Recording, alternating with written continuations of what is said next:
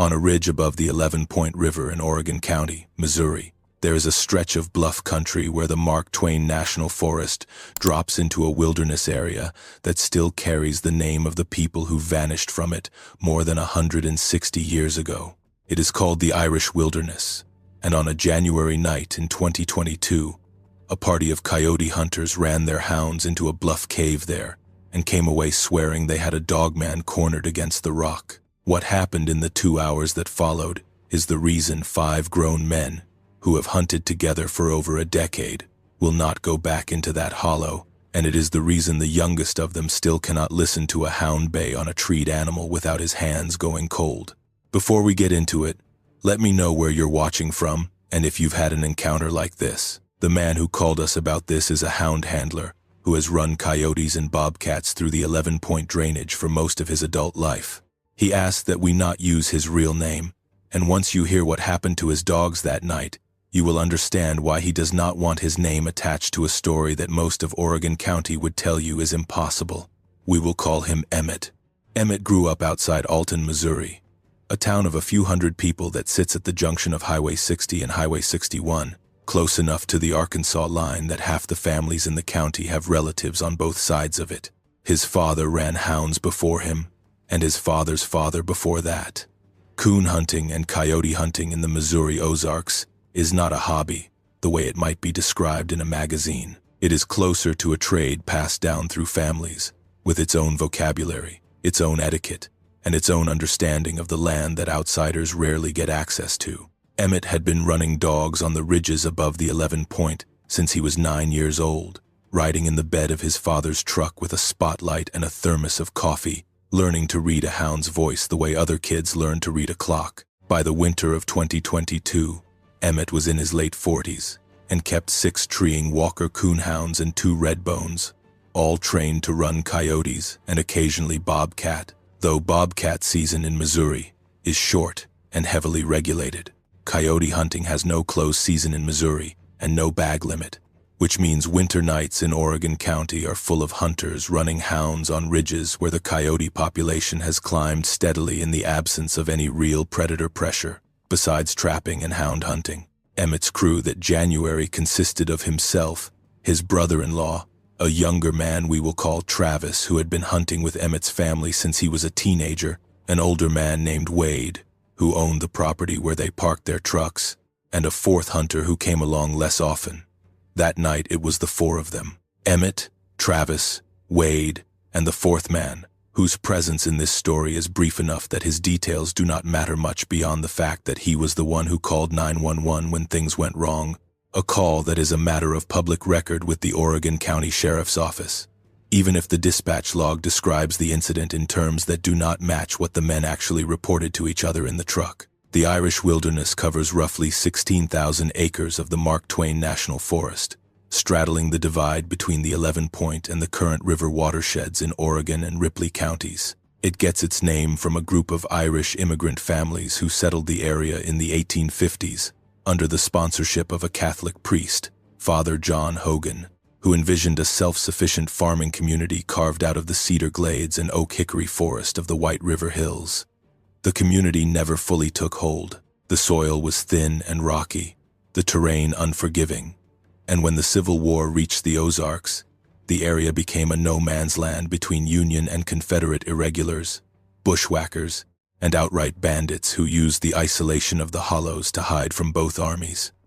By the end of the war, the Irish settlers were gone. Some accounts say they were driven out by guerrilla violence. Others say they simply fled and never returned. The Forest Service, when it designated the area a federal wilderness in 1984, kept the name as a piece of regional history, even though almost no physical trace of the settlement remains beyond a scattering of foundation stones that hikers occasionally stumble across along the old wagon roads. What the wilderness designation means practically is that the interior of that 16,000 acres has no roads, no motorized vehicle access, and minimal maintained trail. The terrain is classic Ozark Plateau country, cut through by deep hollows and spring-fed creeks that carve through dolomite bedrock, creating bluffs and cave systems throughout the drainage. The 11-Point River itself is one of the original 8 rivers protected under the National Wild and Scenic Rivers Act of 1968, prized for its clarity and its cold spring-fed flow, most notably from Greer Spring, which by itself roughly doubles the river's volume, where it enters a few miles downstream of the old Greer Mill site. Hunters do not run hounds inside the federally designated wilderness boundary itself, since that violates Forest Service regulations restricting activity there.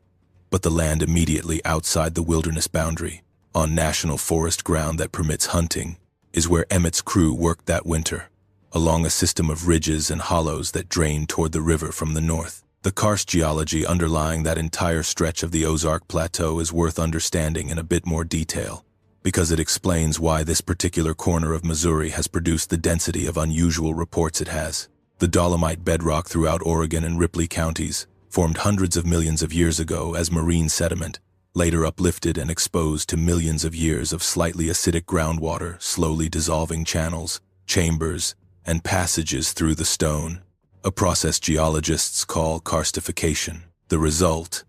visible across the entire region today, is a landscape riddled with springs, losing streams that disappear underground only to resurface miles away, sinkholes scattered through pastureland and forest alike, and thousands of documented caves, ranging from shallow rock shelters, barely large enough to shelter a single animal, to extensive multi-chamber systems that in some cases have never been fully mapped by anyone. The Missouri Speleological Survey, the primary organization tracking documented cave systems statewide, lists well over 7,000 caves across the state, with Oregon County alone accounting for a disproportionate share given its karst-dominated terrain, and cave surveyors themselves will tell you candidly that the documented total almost certainly represents a fraction of what actually exists, since many minor features on private or difficult-to-access national forest land have simply never been formally surveyed or entered into any database. Quick thing before we move on, I have this book coming out. It's called the Dogman Codex. It's a compilation of all my research and findings. Been working on it for a long time, so if you want to check that out, links down below. Now let's get you back to the video. Emmett knew that country better than almost anyone. He had hunted the ridges above Turner Mill and the bluffs along White's Creek for 30 years. He knew where the coyotes denned, where the deer bedded in winter, and where the terrain got dangerous enough that you did not want to be chasing a hound in the dark without knowing exactly where the bluff edges dropped. That knowledge is what makes what happened credible to the people in his community who know him. Emmett is not a man who gets turned around in the woods. He is not a man who mistakes a shadow for anything else. When he tells you what he saw on that ridge, the people who have hunted with him for 20 years listen. Because Emmett does not exaggerate, and Emmett does not scare easily. The night in question was a Friday in mid-January, cold and clear, with a hard frost forming by early evening, and temperatures dropping into the low 20s by the time the men parked their trucks at a pull-off along a Forest Service road that accesses the ridge above White's Creek. The 4 men had hunted together dozens of times, and the routine was familiar. Release the hounds near a known travel corridor, let them work the scent, and follow on foot with headlamps and a GPS tracking collar system that let Emmett monitor each dog's position on a handheld unit clipped to his belt. Modern hound hunting relies heavily on this kind of telemetry. Emmett's collars reported location every few seconds, letting him see on a small screen exactly where each of his 8 dogs was running relative to the topography, so he could anticipate where a chase was heading and position himself accordingly, rather than blindly following sound through timber in the dark. They released the dogs around 7 in the evening. For the first 40 minutes, everything unfolded exactly as it usually did. The hounds picked up a coyote scent along a bench below the ridge and started working it northeast, their voices carrying across the hollow in the cold air. That particular hound chop that experienced hunters can read almost like a story unfolding in real time. Emmett has run enough dogs to know the difference between a trail bark, a hot pursuit, and a treed bark, and for the first stretch of the chase, everything he heard on the handheld and through the cold air matched a normal coyote run. The dogs pushed the animal north along the bench. Then the GPS showed them turning and dropping into a steep hollow that fed down toward White's Creek. Then the chase changed. Emmett described the transition to us in specific terms. because he has thought about it many times since. The barking pattern shifted from the rhythmic chop of a trailing hound to a pitch more erratic, faster, higher. Two of his younger dogs, both under 3 years old, started what he called a panic bark, a sound he associated with dogs that had run up on an aggressive animal rather than a fleeing one. Wade, who was closer to that section of the hollow, radioed that the dogs sounded like they had something bayed rather than treed, meaning the quarry had gone to ground or into a defensive position, rather than climbing a tree the way a bobcat typically would when treed, since coyotes, unlike bobcats, do not climb trees. A bayed animal in that country usually meant a den entrance, a rock ledge, or a cave mouth where the animal had backed itself into a position it could defend rather than continuing to run. Emmett checked his handheld unit. The GPS points for his 8 dogs were clustering in a tight radius around a single location, a spot that matched a known bluff face along White's Creek where a cave opening had been documented on Forest Service maps for decades, part of the extensive karst topography that riddles this section of the Ozark Plateau with sinkholes, springs, and cave systems carved into the dolomite bedrock over millions of years. The cave in question was not large by regional standards, one of hundreds of minor karst features in Oregon County that never made it into any tourist guide, but it had a wide enough mouth that local hunters knew it as a place where bobcats occasionally denned. The 4 men converged on the location, moving as fast as the terrain allowed, which in that hollow meant picking through loose talus and crossing the creek twice on exposed rock in the dark. It took them close to 25 minutes to close the distance from where they had parked. As they got closer, the sound reaching them through the timber was unlike anything any of the 4 men, combined nearly a century of hound hunting experience between them, had heard from a bayed animal before. Wade, the property owner and the oldest man in the group, has hunted that country for over 40 years and has bayed bears, bobcats, coyotes, and once a mountain lion that wandered through from the west before Missouri officially confirmed its presence in the state. He told Emmett afterward that whatever the dogs had cornered was making a sound that started as a growl but rose into a tone with a rhythmic, almost vocal quality to it, a sound none of them could match to any animal native to the Ozarks. Travis, walking beside Emmett, said the sound raised the hair on his arms before he had even reached the cave mouth, before he had seen anything at all, purely from the audio alone carrying down the hollow through cold, still air. When the men reached the bluff, their headlamps swept across a scene that stopped all 4 of them in place. The cave mouth sat roughly 8 feet up a broken limestone face, accessible by a rubble slope that the dogs had scrambled up. 6 of Emmett's 8 hounds were arranged in a loose semicircle at the base of that slope, baying up at the opening. Coats bristled along the spine, tails low. 2 of the younger dogs were closer, dangerously close, within a few feet of the cave mouth itself. And it was those 2 dogs' voices that had carried the panic tone Emmett heard from further back, inside the cave mouth. At the limit of what 4 headlamps could illuminate against dark limestone was a shape backed against the rock. Emmett described what he saw to us over several phone conversations, and the description did not change or grow more elaborate across those calls, which is one of the reasons we found him credible enough to build this into a full account. He said the shape filled most of the cave opening, crouched low with its shoulders nearly brushing the top of the entrance, which by Emmett's estimate, based on comparing it to the 8-foot cave mouth height he had walked past dozens of times over the years, put its crouched height somewhere around 6.5 to 7 feet, with the clear sense that it could have stood taller if the ceiling had allowed it. The body was covered in dark fur, matted in places, catching the headlamp beams with a dull, uneven sheen rather than a clean reflective shine. Its arms were braced against the cave walls on either side, and its hands, when Emmett's light caught them directly for a moment, showed long fingers ending in what he was certain were claws rather than nails, gripping the rock as a person grips a doorframe. The head was the detail all 4 men came back to independently when we spoke with them, elongated,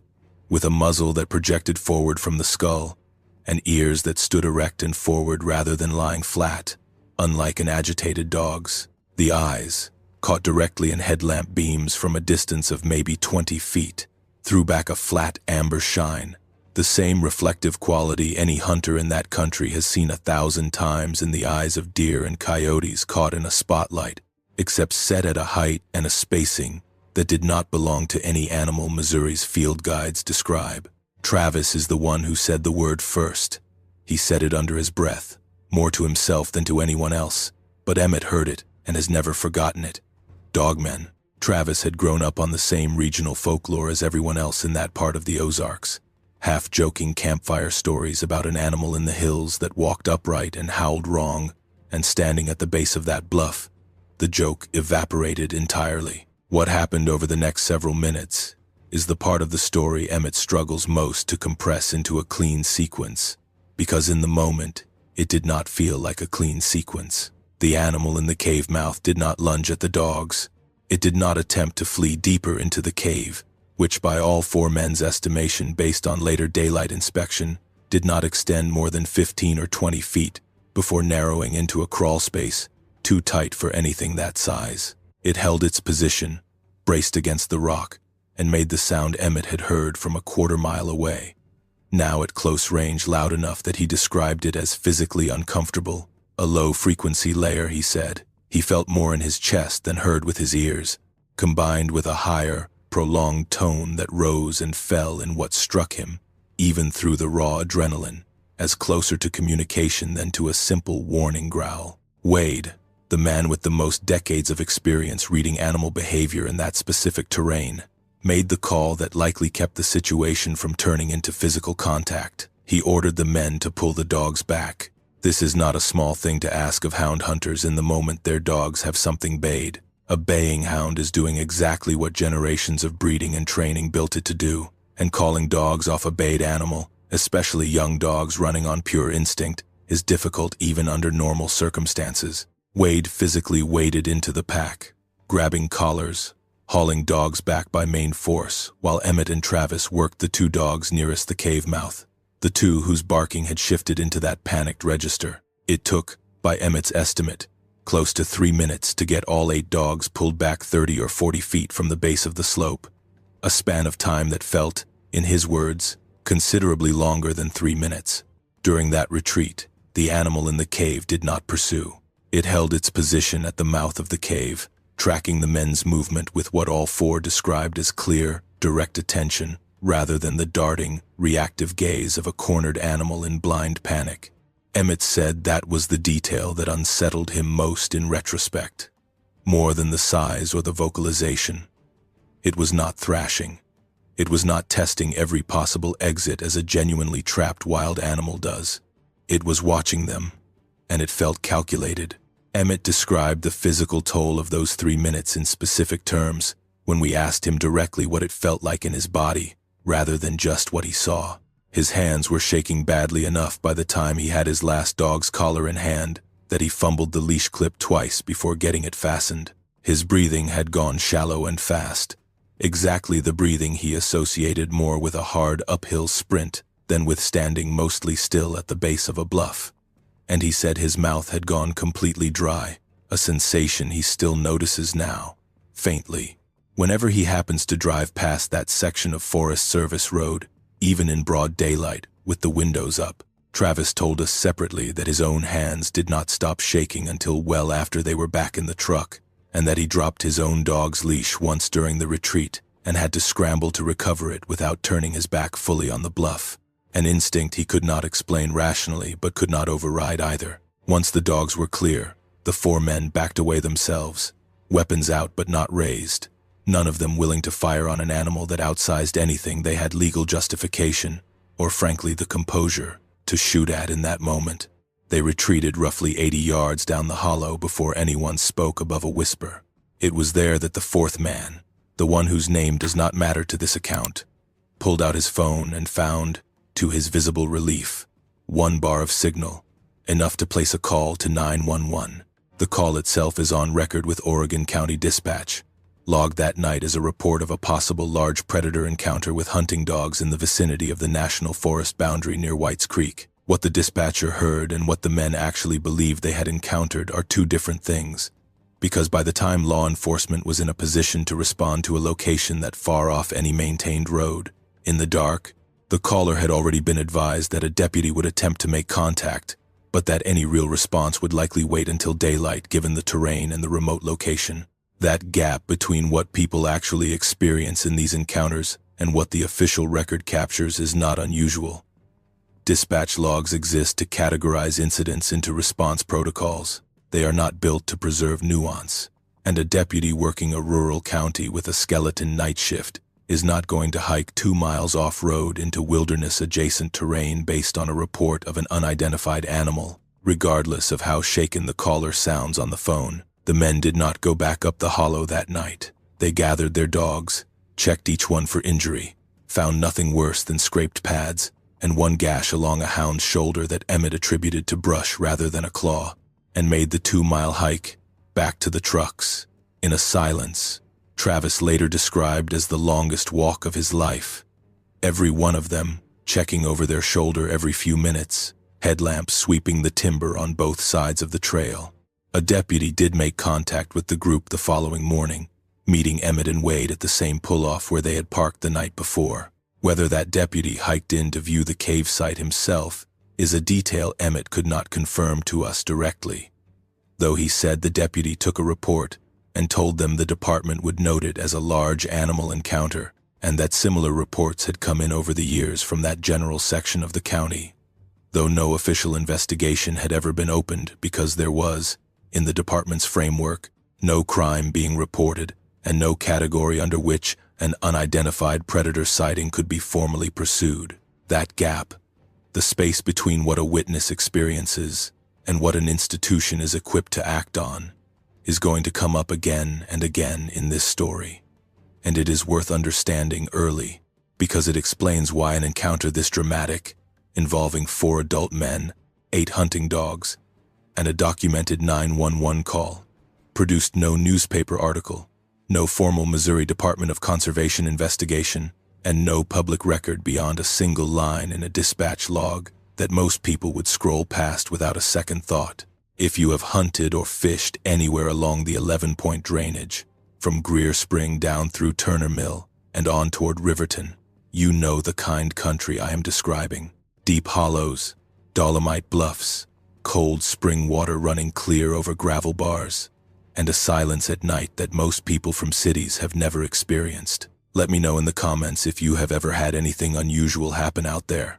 because based on what I have been hearing from people across Oregon and Ripley counties, that stretch of national forest has produced more reports than most people realize. To understand why Emmett's crew was even in a position to encounter an animal like this, you have to understand what coyote hunting with hounds looks like in the modern Missouri Ozarks, because it puts hunters into terrain and into hours that almost nobody else in the region experiences. Coyote populations in southern Missouri have grown steadily since the near extermination of red wolves from the region in the early 20th century removed the primary check on mesopredator numbers. Without a dominant canid competitor, coyotes filled the ecological gap, and their numbers climbed through the latter half of the 20th century into a stable, high-density population that farmers and hound hunters alike now manage year-round. Missouri places no closed season and no bag limit on coyotes precisely because of this, which means men like Emmett are out in the timber on winter nights more often than almost any other class of outdoorsmen in the state, covering more remote ground, at more unusual hours, than deer hunters who mostly work dawn and dusk during a 6-week season, or turkey hunters confined to spring mornings. That frequency matters, because it means hound hunters accumulate more hours of exposure to whatever moves through that landscape after dark than nearly anyone else with legitimate reason to be out there. Loggers work daylight hours. Hikers rarely venture into wilderness-adjacent terrain after sunset. Fishermen on the 11-point mostly float by day. Hound hunters are out there at 2 and 3 in the morning, regularly, for months at a stretch, across exactly the sort of dissected, cave-riddled, sparsely populated terrain that this pattern of encounters, across every region where it has been documented, seems to concentrate around. Emmett is not the only hound hunter in Oregon County who has stories like this. Over the 2 months we spent researching this encounter, we spoke, briefly and mostly off the record, with 3 other hunters in the region who described experiences that echoed pieces of what Emmett's crew went through. None were willing to go on record, the way Emmett eventually agreed to, which tells you plenty on its own about how costly it is, socially and professionally, for a man whose livelihood or reputation is tied to a small rural community to attach his name to an account like this. One man, a trapper working the current riverside of the county, described losing 2 hounds outright over a period of several years to what he assumed at the time were mountain lion attacks, based on the manner of the kills. But who told us, once he trusted we were not going to laugh at him, that he had once found a track near one of those kill sites measuring close to 11 inches long, with a stride pattern between prints he could not reconcile with any quadruped he had ever tracked: coyote, bobcat, or the occasional confirmed mountain lion passing through. We want to be precise here, because precision is what separates a credible account from campfire exaggeration. None of the men in Emmett's party claimed the animal attacked them. None of them claimed it attacked the dogs, beyond the minor scrapes and the one gash Emmett attributed to brush. What they described, consistently and independently when we spoke to each of them separately over the following weeks, was a defensive standoff, a cornered animal that chose to hold its ground, vocalize, and wait rather than either flee deeper into a dead-end cave or come out swinging at 8 hounds and 4 armed men. That restraint, more than the size or the appearance, is what several of the men kept returning to when we asked them to describe what stayed with them most. Wade, in particular, the oldest and most experienced hunter in the group, made a comment to us during our conversation that we have heard versions of from witnesses in other parts of the country describing similar encounters. He said it felt less like cornering a wild animal and more like walking up on someone in their own home. Not aggressive toward them specifically, just very clearly unwilling to be pushed out of a space it considered its own. That framing matters for understanding what this animal is, because it is not a monster in any traditional sense, and it is not behaving like one. It behaved, in this encounter and in nearly every other credible Dogman account collected across the country over the past several decades, like a territorial predator asserting boundaries rather than a killer looking for prey. The restraint Emmett's crew witnessed at that cave mouth is a documented behavioral pattern, not an anomaly, and understanding why that pattern shows up again and again across thousands of miles and multiple independent witness populations is where this story is going to take us next, along with what happened 3 weeks later when Emmett, against every instinct telling him to stay away from that hollow, went back. The behavioral pattern Wade described, an animal choosing to hold ground and vocalize rather than flee or attack, shows up in Dogman literature going back decades, and it is worth pausing on before we return to Emmett's story, because it is the single most consistent thread running through credible encounters across completely different regions of the country. Linda Godfrey, who spent over 3 decades documenting reports of upright canine creatures across the Great Lakes region and eventually well beyond it, cataloged this exact behavior repeatedly in her case files. An animal capable of doing serious harm to an armed adult, choosing instead to warn, to display, to hold territory rather than escalate to violence. That is not the behavior of a mindless predator running on instinct. It is the behavior of something making a calculated decision, weighing the cost of a confrontation against the cost of retreating from a space it considers home. The Ozark Plateau has its own layer of documented history involving unexplained animals that predates the modern Dogman research field by well over a century. The region's karst topography, with its dense concentration of caves, sinkholes, and springs, has generated stories among Ozark settler communities going back to the 1800s, describing an animal locals sometimes called a wampus cat, a term used across parts of Appalachia and the Ozarks to describe a large, unidentified predator with a partly human, partly animal character to its behavior and appearance. Folklorists who have studied the term generally agree it functioned as a catch-all for encounters that did not fit any known regional predator. In an era before automobiles, electric light, or any systematic method of investigating wildlife reports in isolated hill country, whether every wampus cat account describes the same phenomenon documented in modern Dogman research is impossible to say with certainty.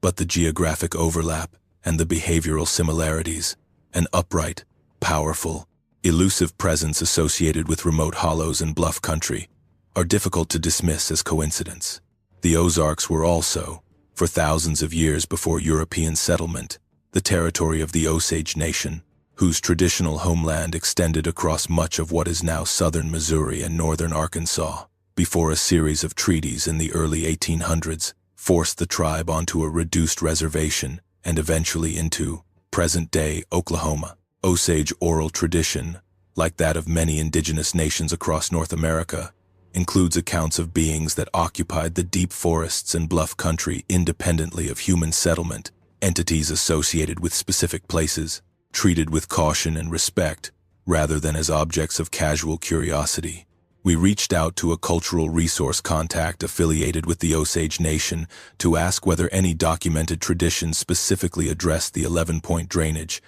and the response we received was measured and, frankly, protective. The contact would not confirm or elaborate on specific stories tied to specific hollows, citing the tribe's long-standing practice of not sharing certain traditional knowledge with outside media, but did not dismiss the premise either, noting only that the Osage understanding of the Ozark landscape has never treated it as empty of anything beyond deer and turkey, and that many places across the plateau carry old associations that outsiders rarely ask about and are rarely told. Emmett did not know any of this history when he stood at the base of that bluff in January.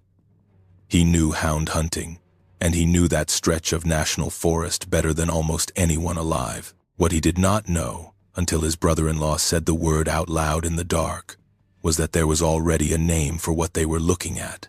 a name that had been circulating in hushed, half-joking form through Ozark hunting camps for longer than any of them had been alive. 3 weeks passed before Emmett went back into that hollow. He told us those 3 weeks were some of the strangest of his life, not because anything else unusual happened, but because of how ordinary everything else felt in contrast. He went to work. He fed his hounds. He watched the 2 dogs that had been nearest the cave mouth that night grow visibly reluctant to load into the truck on hunting nights, a change in behavior that persisted for months afterward, and that Emmett, a man who has trained hunting dogs his entire life, had never seen from either animal before that January night. He did not tell his wife everything at first. He told her the short version, that the dogs had bayed a large animal at a bluff, and that it had spooked all 4 men enough to call it a night early. It was Travis, 3 weeks later, who convinced him they needed to go back.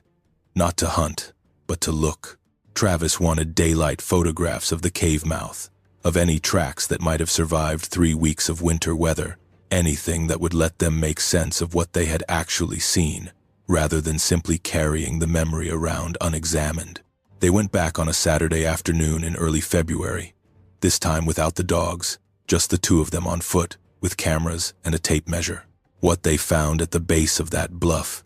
and what happened in the hollow later that same evening when neither man intended to still be there after dark, is where this story turns from a single defensive standoff into a pattern Emmett now believes has been quietly shaping the caution of every experienced hunter in that section of Oregon County for longer than anyone has been willing to say out loud. The hike back into the hollow along White's Creek took less time in daylight than it had in the dark 3 weeks earlier,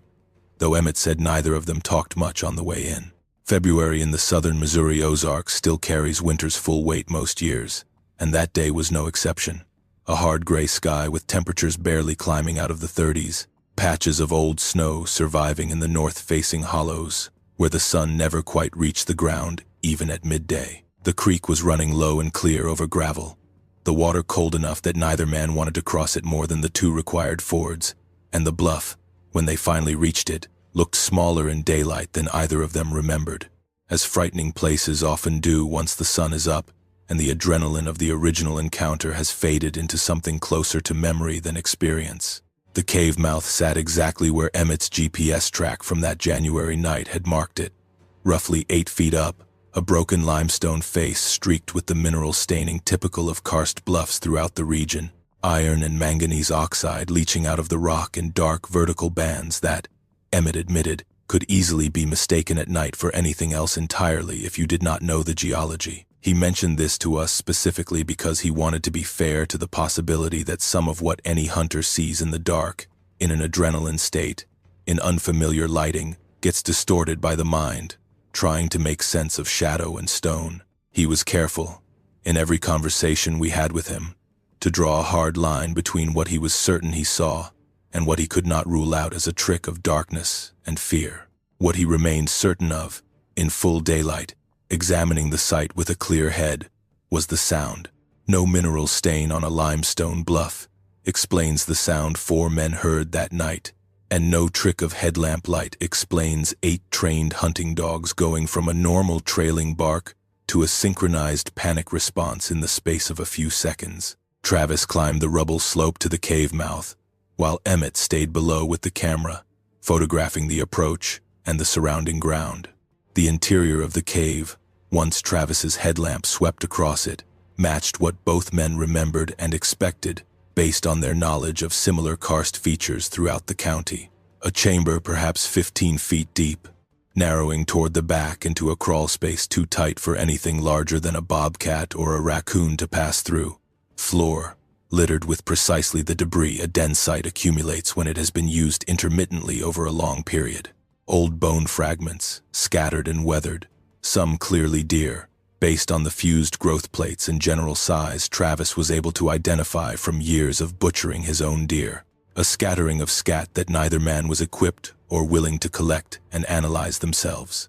though Travis photographed several piles for reference. And along the back wall, in a section of softer sediment that had accumulated from centuries of water seepage through the limestone above, a set of tracks preserved well enough, despite 3 weeks of winter weather, that Emmett was able to lay his tape measure across them and get real numbers. The tracks measured, at their longest, just over 11 inches from heel to the tip of the longest toe impression, with a width across the ball of the foot of roughly 5.5 inches. For comparison, and Emmett has spent enough time around wildlife biology, literature, and Missouri Department of Conservation publications over his decades of hunting to know these numbers cold. A large male black bear's rear foot track in Missouri typically runs somewhere between 7 and 9 inches, and even accounting for the elongated heel pad that sometimes creates confusion between bear tracks and a more human-like print, the proportions did not match. A human foot of that length would belong to someone standing well over 7 feet tall based on standard forensic ratios used to estimate stature from footprint length, a ratio problem that has become a recurring feature of large hominid track analysis across dozens of reported cases nationwide, since no known North American animal produces a barefoot-shaped track of that scale. What struck both men more than the raw measurement was the toe structure. 5 distinct digits, clearly separated, with what appeared to be shallow claw marks extending beyond the tip of at least 3 of the toes in the clearest of the preserved impressions. A bear's front and rear tracks both show 5 toes, but a bear's toe arrangement, combined with its heavily furred foot pad and the way weight distributes across a plantigrade stance, produces a track that experienced trackers in bear country learn to distinguish from anything resembling a human foot within a season or 2 of active observation. Emmett has identified hundreds of bear tracks throughout his life in that country, tracking Missouri's slowly recovering black bear population, which by 2022 had grown enough that the state's conservation department had begun actively studying movement corridors between the established populations in Arkansas and the newer range expansion, pushing north into the southern Missouri counties. He was confident, and Travis backed him on this independently when we spoke to him separately, that what they were looking at in that cave was not a bear track, regardless of how badly either man might have wanted a simpler explanation available to them. They spent close to 2 hours at the site, photographing everything, measuring what could be measured, and collecting a small sample of hair caught on a rough edge of limestone just inside the cave mouth, at a height of roughly 6 feet off the cave floor, which Emmett bagged in a plastic sandwich bag he happened to have in his pack and has kept since in a drawer at his house, untested, because he has not found anyone he trusts enough to send it to without risking the exact exposure that could cost him his standing in a small rural community where reputation, in a hunting family especially, is not something you get to rebuild easily once it is damaged. By the time they finished documenting the site, the gray February light was already beginning to fail, faster than either man had accounted for, the way winter days in a deep hollow lose their light early, because the surrounding ridges block the low sun long before actual sunset. Emmett estimates they had perhaps 45 minutes of usable daylight left when they packed up and started the hike back out. A hike that, under normal circumstances, takes a fit man about 35 minutes at a steady pace. What slowed them down, and what neither man anticipated when they set out that afternoon with no plan to still be in that hollow after dark, was Travis's ankle. He rolled it, crossing the second ford, a stretch of exposed rock slick with a thin skin of ice that neither man had noticed on the way in, when the light had been better, and neither of them had been carrying the added weight and awkward balance of a camera bag and a full pack. It was not a severe injury, nothing broken. Emmett was confident of that even in the moment, but it was enough to slow Travis to a limping half-pace for the remainder of the hike, and enough that by the time the two men reached the base of the ridge where the trail climbed back toward the Forest Service Road, full dark had settled over the hollow, and the temperature had dropped hard enough that both men could see their breath clearly in their headlamp beams. It was during that final stretch, Emmett estimates roughly a half-mile from the trucks, that they heard it again. Not the close-range vocalization from the cave 3 weeks earlier. This was distant, carrying down from somewhere higher on the ridge to their east. The same low, rhythmic quality Emmett had described from that January night, though at this distance it registered more as a sound felt in the chest than clearly heard, a low-frequency call that carries unusually far through cold, still, winter air, differently than higher-pitched sound does. Both men stopped moving. Travis, despite the ankle, told Emmett afterward that his first instinct was to run, an instinct he suppressed only because running was not physically an option for him at that moment. They stood still and listened. The call repeated twice more, each time from what both men agreed was roughly the same direction, and then a second, distinctly different voice answered it from further away, lower in pitch, longer in duration. Two separate sources, calling across a significant span of ridge and hollow, in a pattern neither man could reconcile with any known Missouri wildlife. Not the yip and howl chorus of a coyote pack that both men have heard thousands of times in their lives. Not the territorial hoot of a great horned owl. Not the scream sometimes attributed locally to bobcats.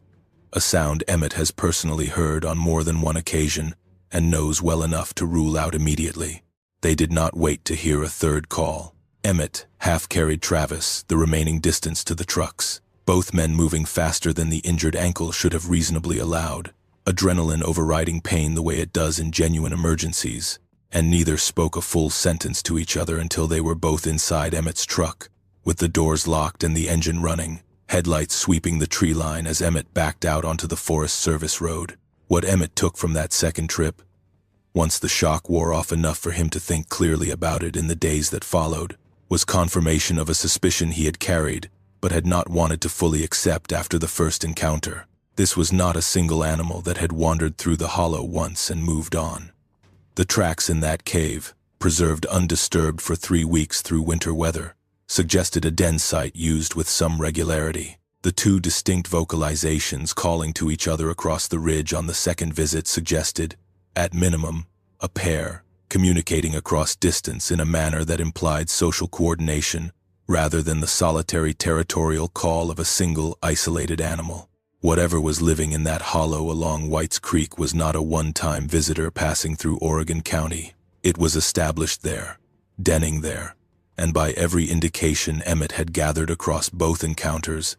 it was not alone. That realization is what eventually pushed Emmett, against every professional and social instinct, telling him to stay quiet, to start asking around discreetly among other hunters in the region, a process that over the following months would connect him to accounts far beyond his own crew and far beyond that single hollow, and would eventually lead him to a retired conservation agent whose own decades of unofficial knowledge about that stretch of the 11-point drainage would reframe everything Emmett thought he understood about what he and his crew had. Cornered against that bluff in January, the retired conservation agent Emmett eventually reached, a man who spent close to 3 decades working for the Missouri Department of Conservation across Oregon, Ripley, and Carter counties before retiring in the late 2010s, agreed to speak with us only on the condition that we describe him strictly by his former role and never by name, given that he still consults occasionally for the department and has no interest in becoming publicly associated with a phenomenon that would almost certainly end that relationship.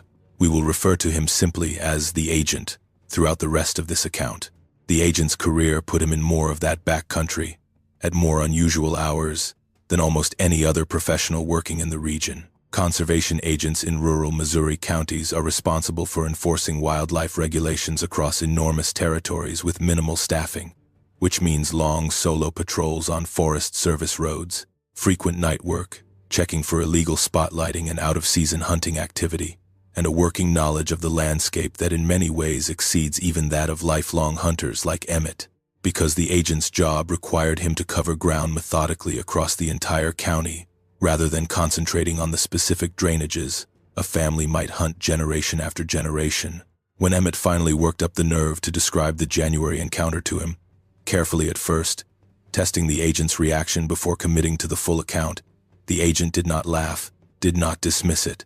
and did not seem particularly surprised. He told Emmett that in his nearly 30 years covering that territory, he had accumulated a private list, never filed anywhere official, of encounters reported to him informally by hunters, trappers, and landowners that did not fit any recognized species, and that the area along the 11-point corridor between Greer Spring and the Irish wilderness boundary accounted for a disproportionate share of them. He described one incident in particular from the mid-2000s, when he responded to a landowner's complaint about livestock disturbance on a property bordering national forest land near Riverton. The landowner had lost 2 goats over a period of several weeks, with the surviving evidence at the kill sites showing damage inconsistent with the coyote predation the agent initially suspected. Coyotes, even working in a pack, typically leave a scattered, torn carcass, evidence of a prolonged struggle and multiple animals feeding. What the agent found at that property, he told Emmett, was a single goat with its neck broken cleanly, minimal blood at the scene relative to the wound, and the carcass moved a considerable distance, close to 60 yards uphill from where the goat had last been seen alive, dragged through terrain steep enough that the agent found the physical feat difficult to reconcile with a coyote's build and strength. He documented the scene with photographs for his own department file, listed the cause informally as suspected large predator, likely a transient mountain lion given the state's growing confirmed sightings at the time, and closed the case without further investigation, because that was the only category available to him within the department's reporting structure, and because pursuing it further would have required him to justify a line of inquiry his supervisors had no framework for taking seriously. That mountain lion explanation, the agent admitted candidly to Emmett, never fully satisfied him, because he had also personally investigated 2 confirmed mountain lion sightings in the same general region over his career, verified through trail camera photographs submitted to the department's mountain lion response team, and the kill pattern and drag distance at those confirmed cougar sites did not match what he had documented at the goat farm. Missouri's Department of Conservation does maintain an official mountain lion sighting response protocol, given the periodic confirmed presence of dispersing male cougars moving east out of established breeding populations in the Black Hills, Nebraska, and other western states. A well-documented pattern in wildlife biology literature on cougar dispersal, but the agent's point to Emmett was specific. He knew what a confirmed cougar kill site looked like in that terrain, and the goat farm did not match it. There was a third incident from the agent's own career, one he did not share with Emmett until several conversations in. Once he had decided Emmett was someone he could trust with the full account, rather than the abbreviated version he usually gave when the subject came up at all. It happened in the fall of 2014, closer to the end of his career than the beginning, on a night he had spent checking deer stands for compliance issues along a stretch of national forest boundary, not far from the Irish wilderness line. He had parked his department truck at a pull-off similar to the one Emmett's crew used 8 years later, walked a loop checking stand placements against permit records, and returned to find a scene that stopped him cold before he had even opened the driver's door. Tracks circled his truck, large, 5-toed, unmistakably fresh, pressed into the soft shoulder gravel at the edge of the pull-off, approaching from the tree line, circling the vehicle once at a distance of perhaps 4 feet, pausing near the truck bed where his department gear was secured under a tonneau cover, and then continuing back into the timber on the opposite side. He measured them himself, standing there in his own department uniform with a flashlight in one hand and a small ruler he kept in his glove box for exactly this kind of documentation, and got numbers within half an inch of what Emmett would eventually measure in that cave 8 years later and 60 miles away. He never filed anything. He drove home that night, sat in his own driveway for close to 20 minutes before going inside, and never told anyone at the department, though he did eventually tell his adult son, years later, in almost the same, careful, testing the waterway Emmett had first approached him. He also mentioned, almost in passing during that same conversation, something that had happened to him personally rather than something reported to him secondhand. Sometime around 2011, running a routine night patrol along a Forest Service road near the wilderness boundary,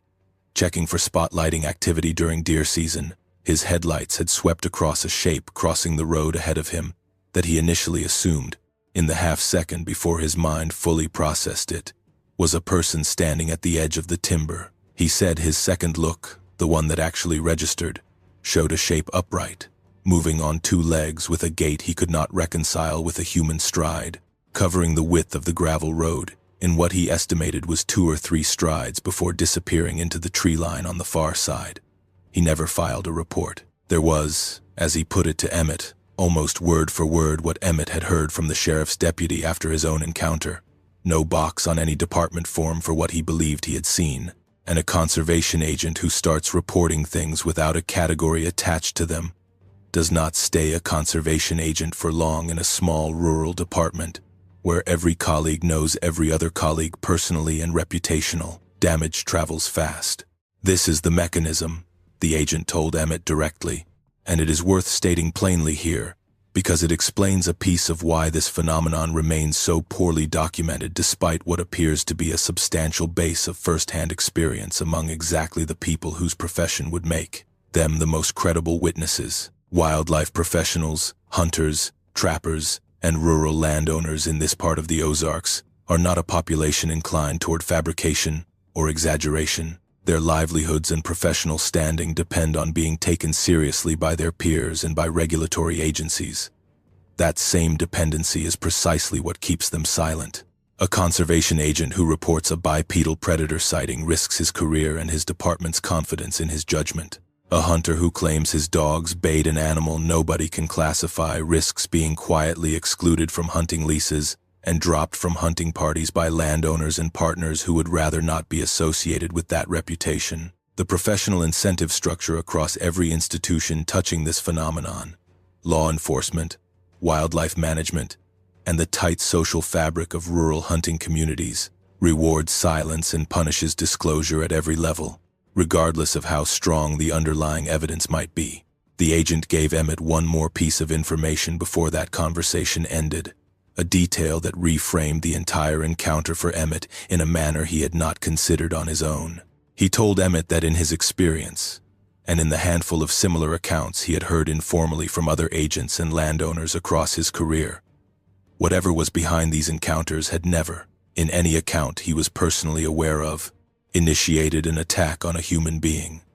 Property damage, yes. Livestock loss, occasionally. A defensive stand against hunting dogs that had pursued it into a confined space, clearly, based on what Emmett had just described. But never an unprovoked assault on a person standing at a distance, and never, as far as the agent knew, any account of pursuit of a fleeing human being. The pattern, consistently, was territorial defense and avoidance, not predation directed at people. That pattern matters for understanding what Emmett's crew actually walked into that January night. They had, without intending to, pushed 8 hunting dogs into direct physical proximity with something that, by every indication available, would have preferred simply to be left alone in a den site it had likely used. Based on the accumulated bone debris, Travis documented, for a considerable span of time, quite possibly years, the vocalization, the braced defensive posture, even the direct, tracking attention it showed toward the retreating men rather than a panicked scramble. All of it reads, once you understand the broader behavioral pattern documented across dozens of similar accounts nationwide, as a controlled defensive display from an animal that had every physical capability to inflict serious harm and chose, instead,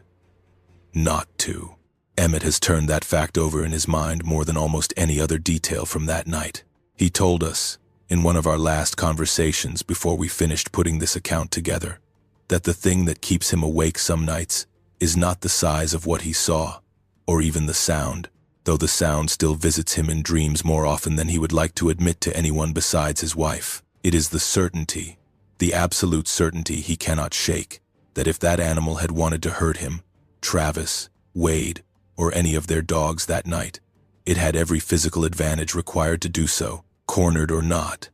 and it chose differently. Before he started reaching out to other hunters, Emmett did one more thing on his own, something he told us he almost did not mention to us at all, because he was not sure it added anything beyond what the tracks and the sound had already told him. In late February, roughly 2 weeks after the second trip with Travis,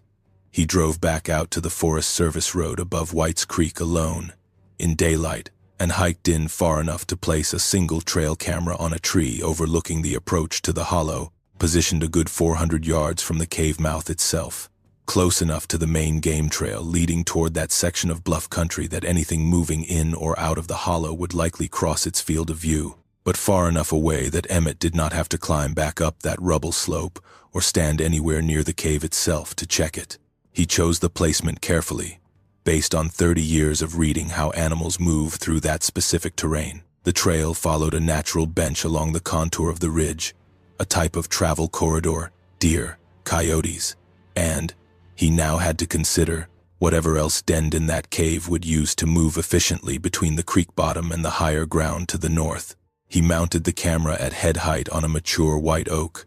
angled it across the trail, and left it running on a standard motion-triggered setting, checking it every 10 to 14 days through March and into April, rather than risk more frequent trips into a hollow he had already decided, at least for himself, he did not want to enter more than necessary. The first month produced exactly what Emmett expected from a game trail in that country. Deer, mostly does, and yearlings moving through in small groups, a few respectable bucks still carrying antlers into late February before shedding, a bobcat crossing the frame twice in the same week in early March, likely working the same rabbit population that kept the local coyotes fed, and the usual traffic of raccoons, opossums, and one gray fox that triggered the sensor at 3 in the morning and sat grooming itself in front of the lens for nearly a full minute before moving on. Nothing that told Emmett anything he did not already know about that hollow. The camera event that changed things came on a clip recorded in the second week of April,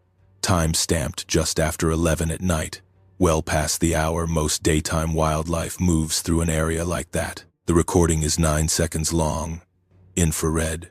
and it does not show a clear, complete animal the way a textbook trail camera photograph might. What it shows, and Emmett has watched it enough times that he can describe the sequence almost frame by feeling, rather than frame by frame, is a shape crossing the very edge of the frame, moving from the right side toward the left, cutting across roughly the final third of the visible trail before passing out of the camera's field of view entirely. The motion sensor triggered late, which Emmett attributes to the animal's approach angle relative to the sensor's detection zone, meaning the camera caught only the tail end of whatever had already been moving through the area for some unknown distance before it entered frame. What is visible in those 9 seconds is enough to have kept Emmett up more than one night since. A dark shape, moving upright, at a height that, measured against the diameter of the white oak trunk visible at the frame's edge, a tree Emmett had measured at just under 2 feet in diameter, when he mounted the camera specifically,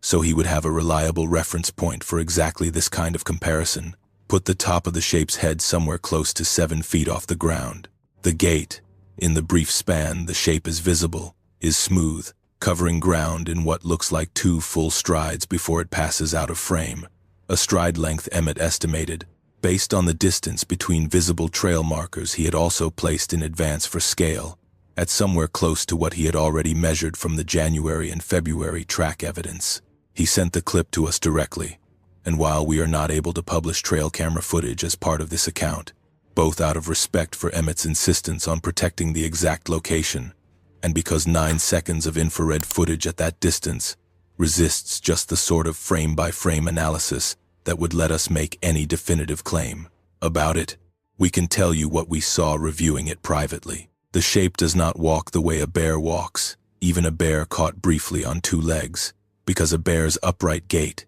even a large male's, has a distinct side-to-side sway built into the hip structure that this shape does not show. It moves the way a person moves, weight transferring forward through a stride rather than rolling side to side, except at a height and a bulk through the shoulders that no person matches. Emmett pulled the camera after that clip. He told us he did not want to give whatever was using that trail a reason to notice the camera the way it had, apparently.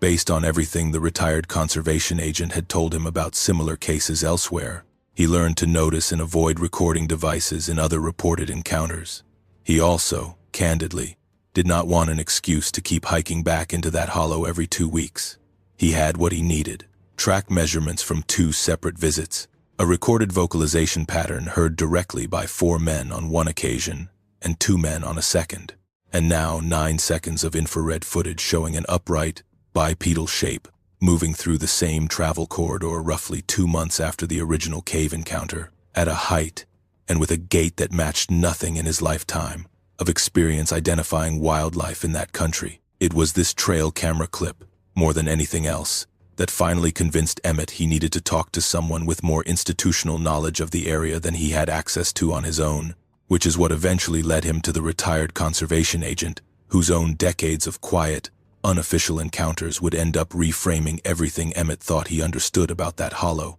and about how many other people across that same stretch of Ozark backcountry had been carrying similar knowledge alone, for years, without ever finding a reason to say so out loud. His wife noticed the trail camera trips before he ever explained what they were for. Emmett had never in 30 years of marriage kept anything about his hunting life from her in any real way, and the sight of him driving out alone every couple of weeks that spring, coming home quieter than usual, checking a laptop screen at the kitchen table with the blinds drawn,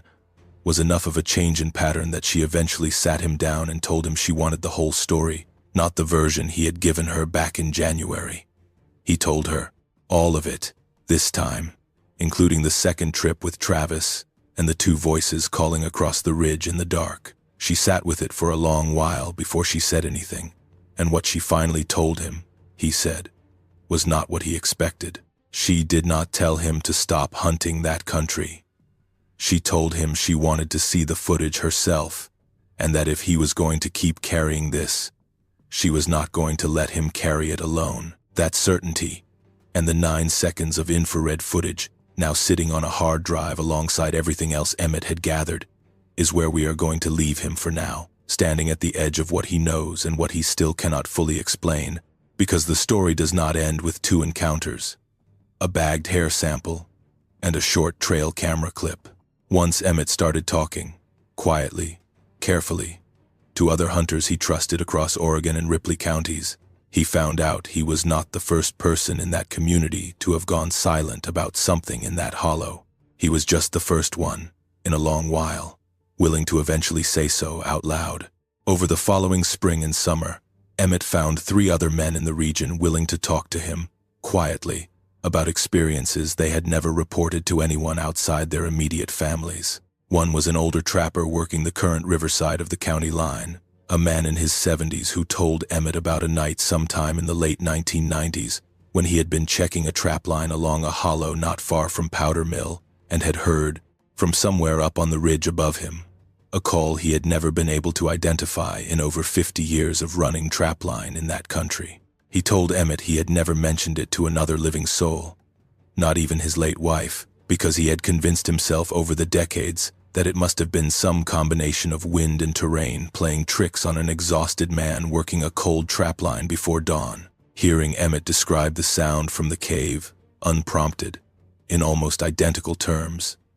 was enough to make the old trapper's hands shake. According to Emmett, for the first time he could remember since his wife's funeral. Another was a younger man, a bow hunter in his 30s who worked construction during the week and hunted the Mark Twain National Forest ground near Turner Mill on weekends. He described an encounter from 2 seasons earlier, sitting in a tree stand at last light, watching what he initially assumed was a large deer moving through heavy brush roughly 60 yards out, only to watch it rise onto 2 legs at the edge of a clearing, stand motionless for what he estimated at 10 or 15 seconds, and then drop back down and move off in a manner he could only describe as unhurried and purposeful rather than startled. He had told no one except his hunting partner, who had laughed it off as a trick of failing light, and the ridicule had been enough to keep him quiet about it ever since. Right up until Emmett, a man whose judgment and experience the younger hunter respected without question, described his own encounter in enough specific detail that the younger man realized immediately he was not the only one. What the younger hunter added, once he trusted Emmett enough to go into more detail than his original abbreviated account, was something he had not even fully processed himself until he started describing it out loud. In the days following his own sighting, he had gone back to that same tree stand twice, both times in daylight, and both times had found game trail activity through that section of brush, noticeably reduced compared to what he had documented on his trail cameras earlier that same season. Deer traffic through the clearing, which had been steady enough through September and early October that he had chosen the stand specifically for that reason,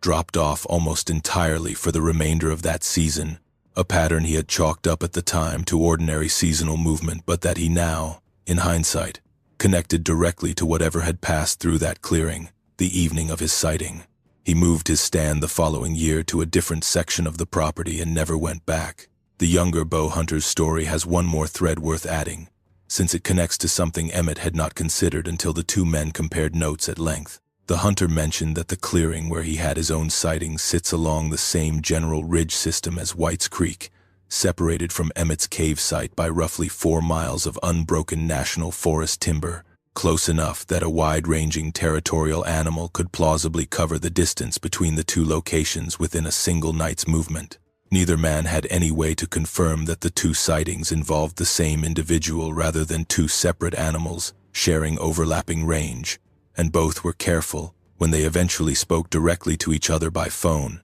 not to overstate a connection neither could prove. But the proximity alone left both of them with a clearer sense of how much of that stretch of national forest might already belong to something neither the Forest Service nor the state of Missouri has ever mapped. The third account came from a woman who managed a small cattle operation on a piece of land bordering national forest ground several miles east of White's Creek,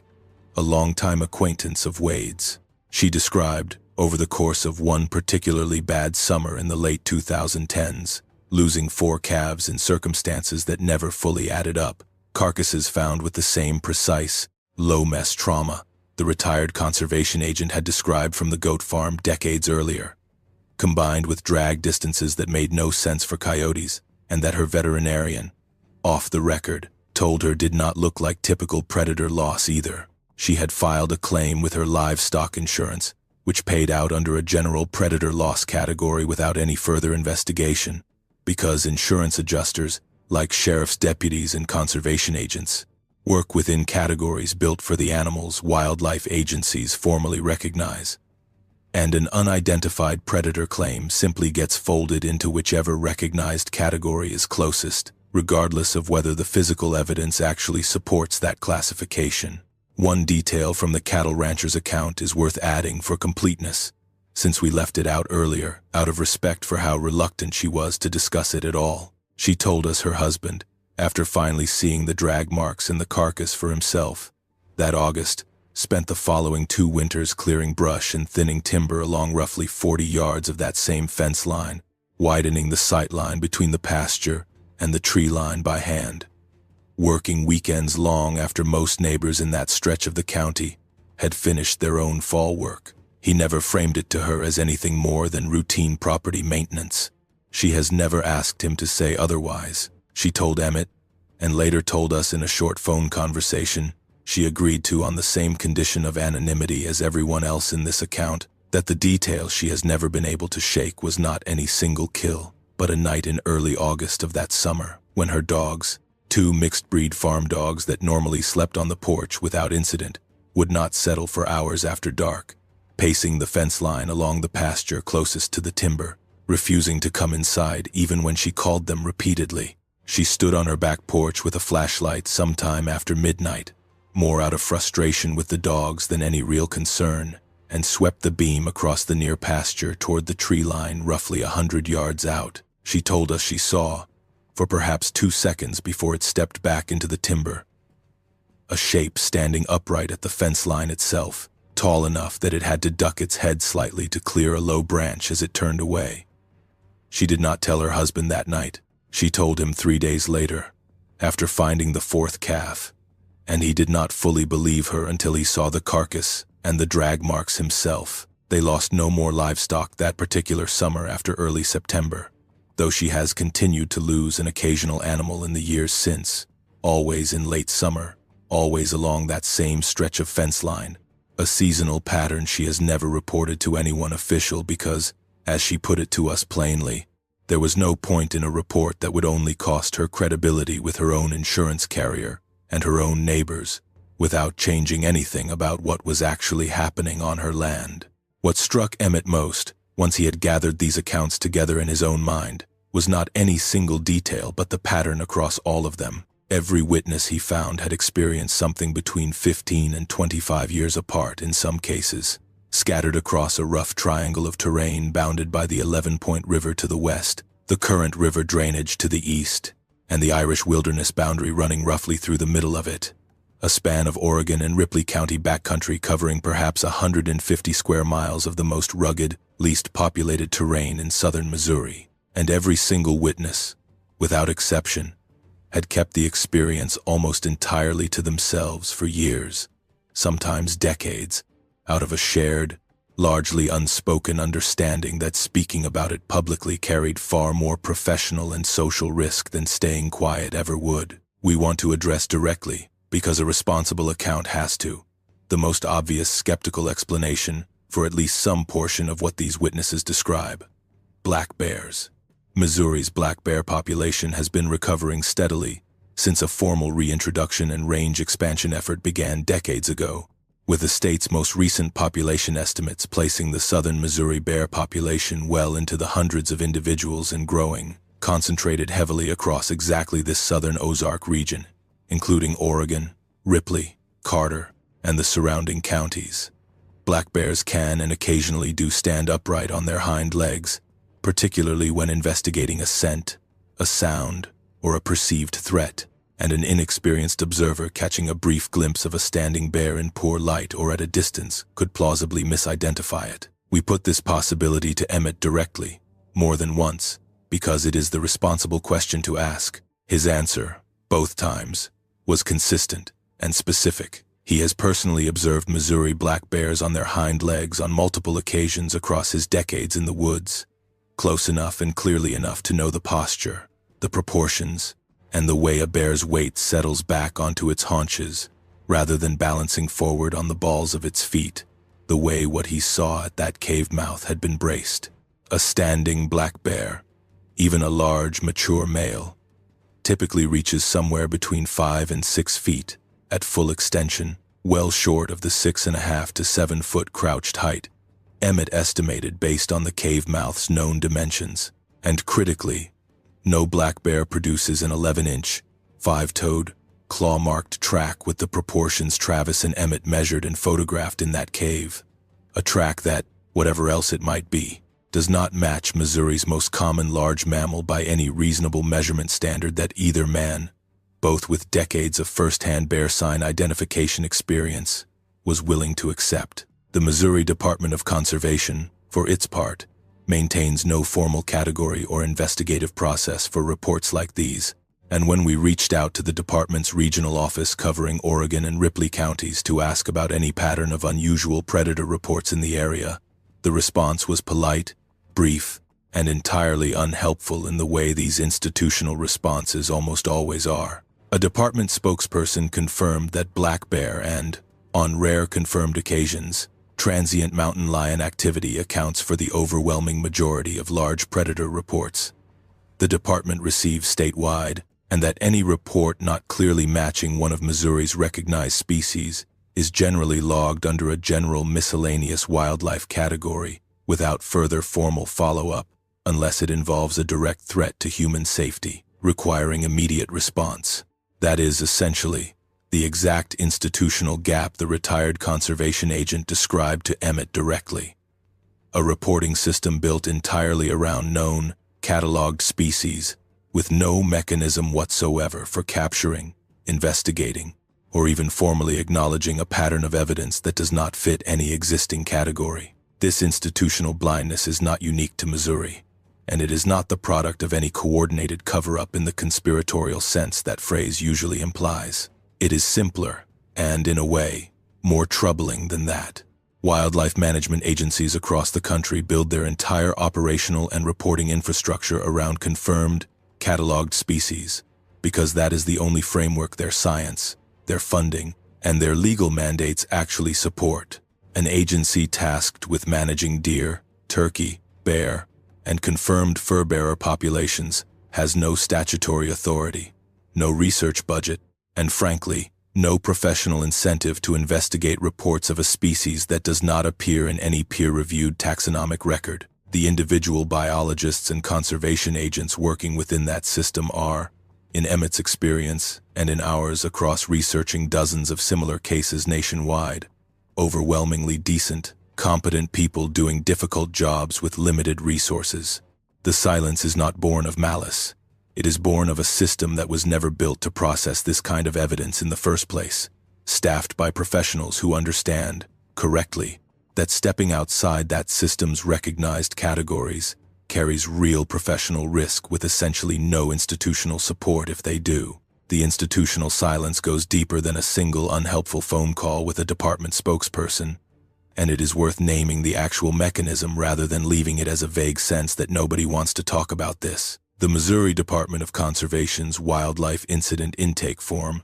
the same standardized document a conservation agent fills out after any reported animal encounter, whether it is a nuisance bear raiding a chicken coop or a confirmed cougar sighting flagged for the department's dispersal tracking database,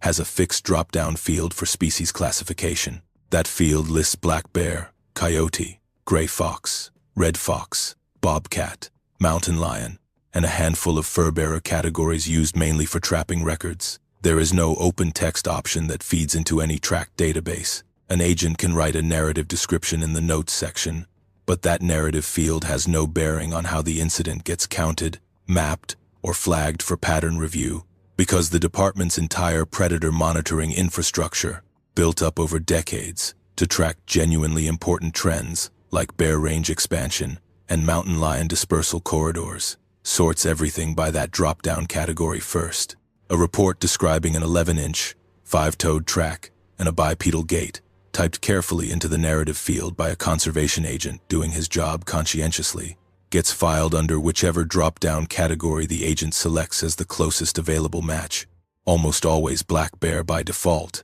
and from that point forward, it exists in the department's data only as one more unnotable bear sighting among hundreds logged that year. The specific, disqualifying detail that made the report worth investigating in the first place is functionally erased the moment it gets sorted into a system built for a different purpose. Nobody made a decision to suppress it. The form simply was not built to hold it. That gap between recognized categories and the world every credible witness in this account is describing connects directly to a much broader body of research that predates Emmett's encounter by decades. Linda Godfrey's work cataloging upright canine encounters across the Great Lakes region, beginning in the early 1990s, documented the same institutional pattern repeatedly. Wildlife officials privately acknowledging they had no framework for processing a report that did not match a recognized species, even when the underlying evidence, tracks, vocalizations, and witness credibility would have warranted serious follow-up under any other circumstance. The 1987 Wisconsin radio broadcast that first brought widespread public attention to reports of an upright canine creature near Elkhorn, a song written by a disc jockey as an April Fool's joke, is often cited as the moment this phenomenon entered popular awareness.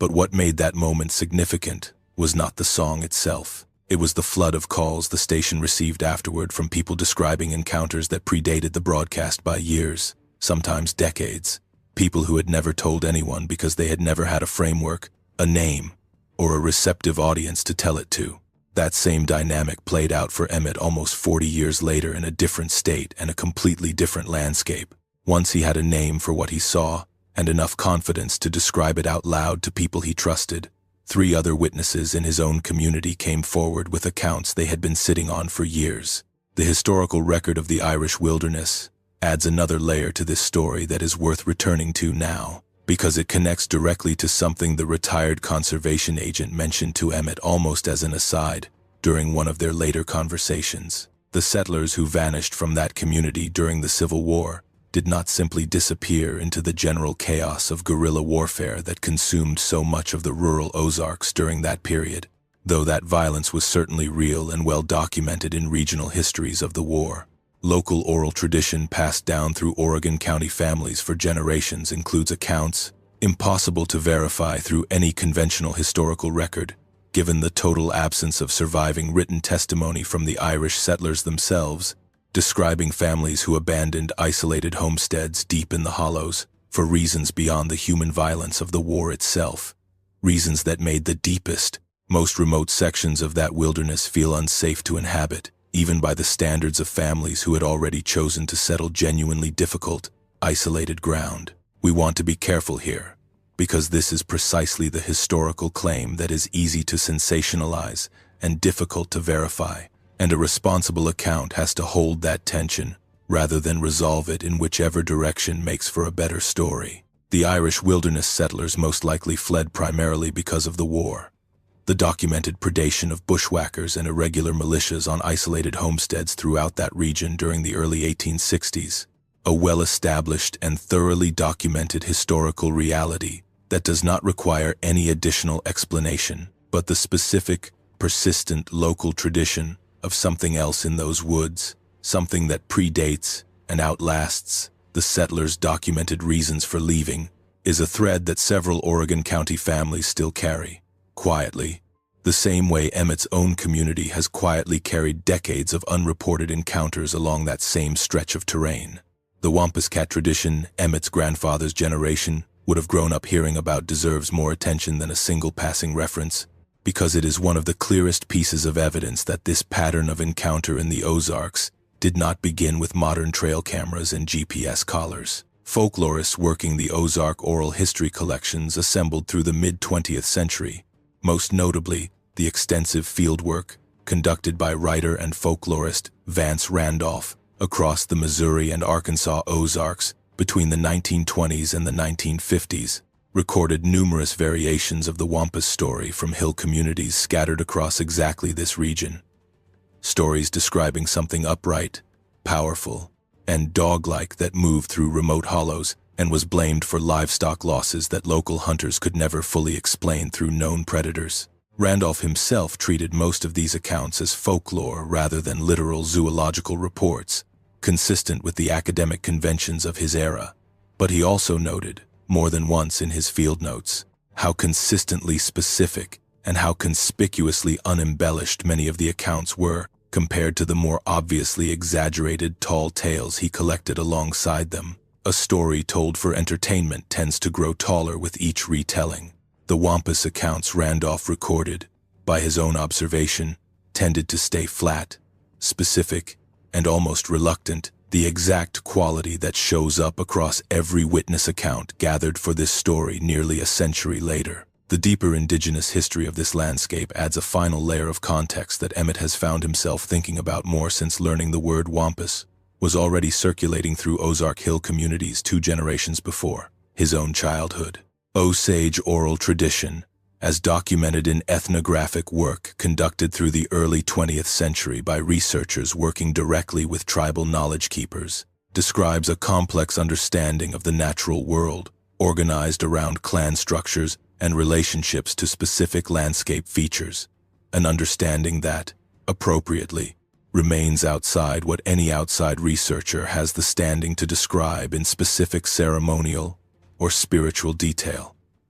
What is documented and available in the historical record is the scope of the forced removal itself, a series of treaties beginning in 1808 and concluding with the 1825 Treaty of St. Louis ceded the Osage Nation's remaining claims to Ozark lands, including this specific stretch of the plateau. forcing the tribe first onto a reduced reservation and eventually into present-day Oklahoma over the following decades. What was lost in that removal was not simply land title. In the narrow legal sense 19th century treaty negotiators understood it. It was generations of accumulated, place-specific knowledge about exactly the landscape features, den sites, travel corridors, seasonal movement patterns that an animal like the one denning along White's Creek would depend on to remain undetected across the century and a half since. Emmett's story eventually reached us because Travis, still shaken more than a year after the initial encounter, mentioned it in confidence to a cousin who had, coincidentally, watched several of our previous videos on Dogman encounters in other regions of the country and recognized enough overlap in the described behavior to suggest Travis reach out. That is, candidly, how most of the accounts on this channel come to us, not through any systematic search, but through a slow, word-of-mouth network of people who have been carrying something alone for years and finally find, often by accident, a channel or a community willing to take their accounts seriously without demanding they prove something that, by its very nature, resists conventional proof. What happened to Emmett personally in the year and a half following that January night deserves its own honest accounting, because the encounter itself, dramatic as it was, is only half of what this story is actually about. The other half is what carrying that knowledge does to a man whose entire adult life has been built around a specific, hard-won competence in exactly a type of terrain that produced an experience his competence could not fully explain. There is a further detail about the Missouri Department of Conservation's institutional posture worth adding here, because it came up only once, almost by accident, during our follow-up correspondence with the department's regional office, when we asked whether the department tracked any pattern of livestock predation complaints across Oregon and Ripley counties beyond the standard categories. A staffer mentioned, seemingly without registering the significance of what she was saying, that the office had in fact fielded a noticeably higher volume of what she called nuisance predator calls from that specific corner of the state over the preceding decade, compared to demographically similar counties elsewhere in the predator, southern Missouri Bear Range. A discrepancy the department had never formally investigated because, in her words, the numbers still fell within an acceptable range of statistical noise once averaged against black bear population growth curves for the region. We asked whether raw incident numbers for that specific comparison were available for review. She said she would check and follow up. She never did, and 2 subsequent requests through the department's public information channel went unanswered. We do not want to overstate what that silence means. Department staff turnover, records requests get lost in ordinary bureaucratic friction, and a single unanswered follow-up email is far short of evidence of anything deliberate. But it is, at minimum, consistent with everything else this account has documented about how thoroughly a phenomenon like this can pass through an institution's data without ever surfacing as a flagged anomaly. Nobody is actively hiding it. The categories built to catch normal predator activity simply are not built to notice when normal activity quietly clusters somewhere it should not. Emmett stopped hunting that particular hollow along White's Creek entirely, not the broader ridge system, and not the general 11-point drainage where he had hunted his whole life, but that specific hollow, and the bluff, and everything within a half-mile of that cave mouth became ground he simply would not cross again, a decision that cost him access to terrain he had hunted productively for 3 decades, and that he has never fully explained to the handful of hunting partners outside his immediate circle who noticed the change and asked about it. His 2 youngest hounds, the pair that had been closest to the cave mouth that night, never fully recovered their confidence as working dogs. Emmett described watching both animals develop a specific, consistent hesitation whenever a chase carried them toward that general section of the ridge, a change neither dog had shown before that January, and that persisted for the rest of both animals' working lives. He eventually sold one of the 2 dogs to a hunting partner 2 counties away, a decision he told us was one of the harder ones he has made in his adult life, because selling off a hound you raised from a pup, for reasons you cannot fully explain to the man buying it, cuts against everything Emmett was raised to believe about loyalty to the animals you train and depend on. Wade, the oldest man in the party, and the one whose decades of experience most likely prevented that January encounter from escalating into a direct physical confrontation between 4 armed men, 4 hunting dogs, and a cornered animal capable of serious harm, stopped hosting hunts on his own property that borders the national forest boundary near White's Creek. He continued hunting elsewhere in the county with Emmett and other partners, but the specific ground closest to that hollow, ground he had owned and hunted for over 40 years, quietly dropped out of rotation, a change several of his longtime hunting partners noticed without ever getting a full explanation for. The retired conservation agent, for his part, told Emmett something during one of their last conversations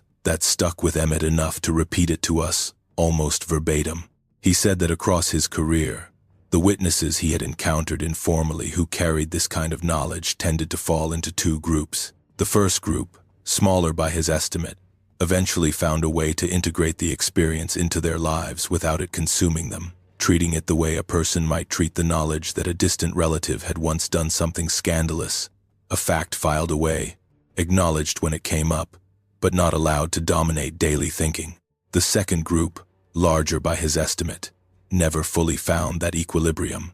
carrying the knowledge as a low, constant hum underneath everything else in their lives, a hum that surfaced most sharply at specific times, an anniversary, a particular sound at night, a drive past a particular stretch of road, and receded, but never fully vanished the rest of the time. He told Emmett he suspected,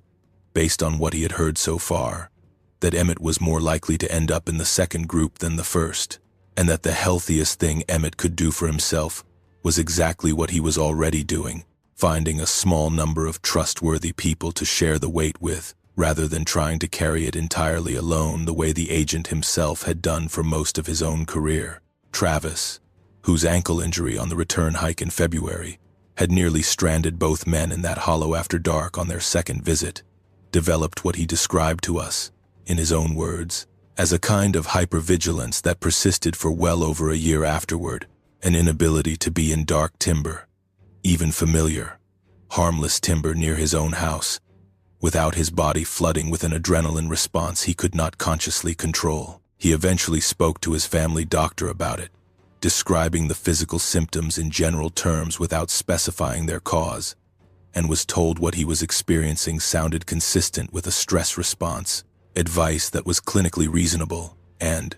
Travis admitted, not especially useful in practice, because the source of that stress response was not something he felt he could describe to a doctor without risking precisely the sort of professional and social judgment every other witness in this account has spent years actively avoiding. There is a broader pattern worth naming here, one that Emmett only arrived at after months of quiet conversations with the other witnesses he found. Every account he gathered, his own included, showed the same arc of delayed disclosure, sometimes measured in weeks, sometimes in decades, and in every case the delay was driven by the same calculation, not disbelief in what they had seen or heard, certainty about how that account would be received by the people whose good opinion mattered most to their daily lives: co-workers, hunting partners, neighbors, insurance adjusters, a spouse. That calculation, repeated across a rural community small enough that everyone's reputation is common knowledge, produces exactly the sort of silence this account has been describing. Nobody involved is lying. The cost of honesty is simply distributed unevenly, falling hardest on exactly the people whose testimony would matter most. We asked Emmett directly, in one of our later conversations, whether he had any regret about the 2 return trips to that hollow, given everything that followed. He said no, without much hesitation, because the alternative, living the rest of his life uncertain about what his dogs had actually cornered that January night, second-guessing his own eyes and his own crew's account indefinitely, struck him as harder to live with than the certainty he now carries, even with everything that certainty has cost him. He said the tracks, the trail camera clip, and the second night's paired calls did not make the experience easier to process, but they did make it easier to trust. And for a man whose entire professional and personal identity has been built on trusting his own read of a landscape and its animals for 30 years, that trust mattered more than comfort. The old trapper who told Emmett about his own 1990s encounter carried a version of that same cost for over 20 years, alone, in a manner that only became visible once he finally had someone to tell. He had continued running his trapline through that same section of country every winter, for 2 decades after the night he heard that unidentifiable call. But he told Emmett he had, without ever consciously deciding to, stop setting traps in the specific hollow where the sound had come from, redirecting his line half a mile east onto ground that produced fewer fur-bearers, but that he never had to examine too closely for why he preferred it. He had never told his late wife. He told Emmett that not telling her was one of the small, private regrets he now carried alongside the memory of the sound itself, a piece of his life he had kept walled off from the person he was closest to for over 25 years, not out of any specific fear of her reaction, but simply because he had never found a way to start the conversation that did not sound, even to himself, like the opening of a story nobody would take seriously. Wade's decision to quietly stop hosting hunts near his own property line carried its own cost that took longer to surface. Wade had spent over 40 years building a reputation in the Oregon County hunting community as a generous landowner, exactly the man who let younger hunters run their dogs on his ground without asking for anything in return, a reputation that had become, in a real sense, part of his identity in a community where land access is currency and generosity with it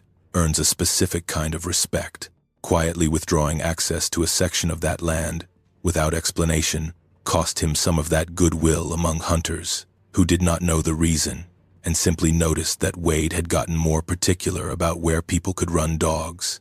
He never corrected the assumption. He told Emmett once, in a rare moment of open reflection, that he would rather be thought of as a man who had gotten a little territorial in his old age than as the man who told people there was something living in his own hollow that nobody could explain. Wade's wife, who had been married to him for close to 50 years by the time of the January encounter, noticed something else that winter, something smaller than a change in land access, but that stuck with her in its own way. Wade had always been a man who slept soundly,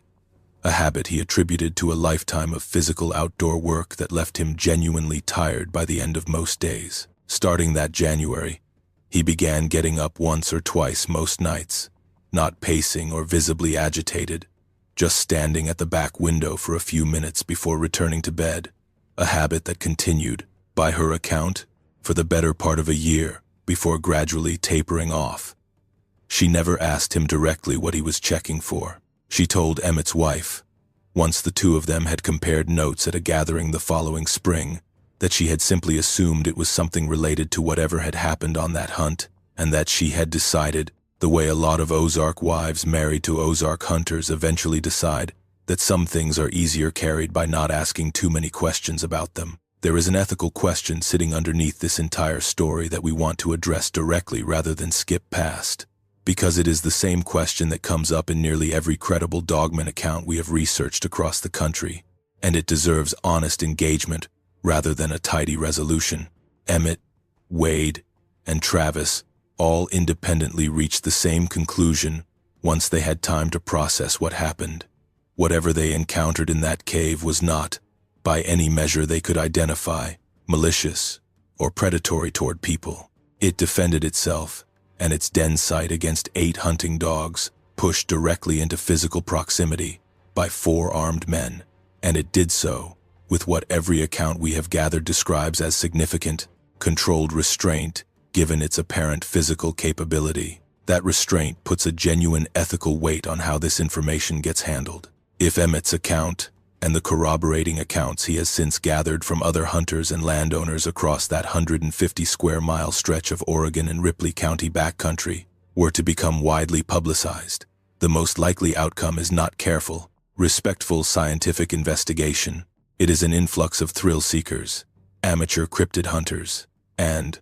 worst of all, people carrying firearms specifically hoping to be the one who finally kills or captures verifiable proof of an animal that has, by every indication available, spent generations successfully avoiding exactly that kind of confrontation. Emmett understands this risk clearly, which is part of why he insisted on anonymity as a condition of telling us this story at all, and part of why he has never approached any media outlet, larger or more sensationalized, than precisely the careful, long-form account we try to build on this channel. But there is a competing concern that Emmett also raised with us directly, one that complicates any simple conclusion that silence is automatically the safer, more responsible choice. If something with the physical capability he witnessed that January night is denning within 150 square miles of terrain that includes not just remote wilderness but working cattle operations, private hunting leases,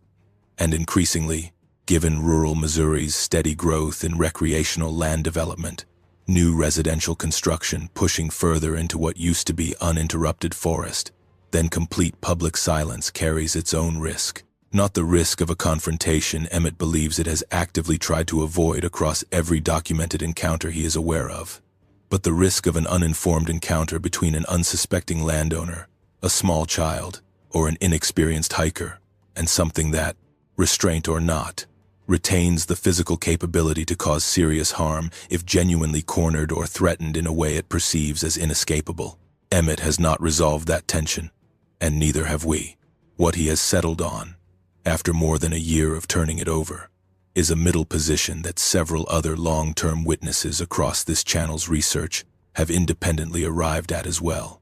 Careful, limited disclosure, stripped of identifying detail about exact locations, shared with people he judges capable of taking it seriously without turning it into a spectacle,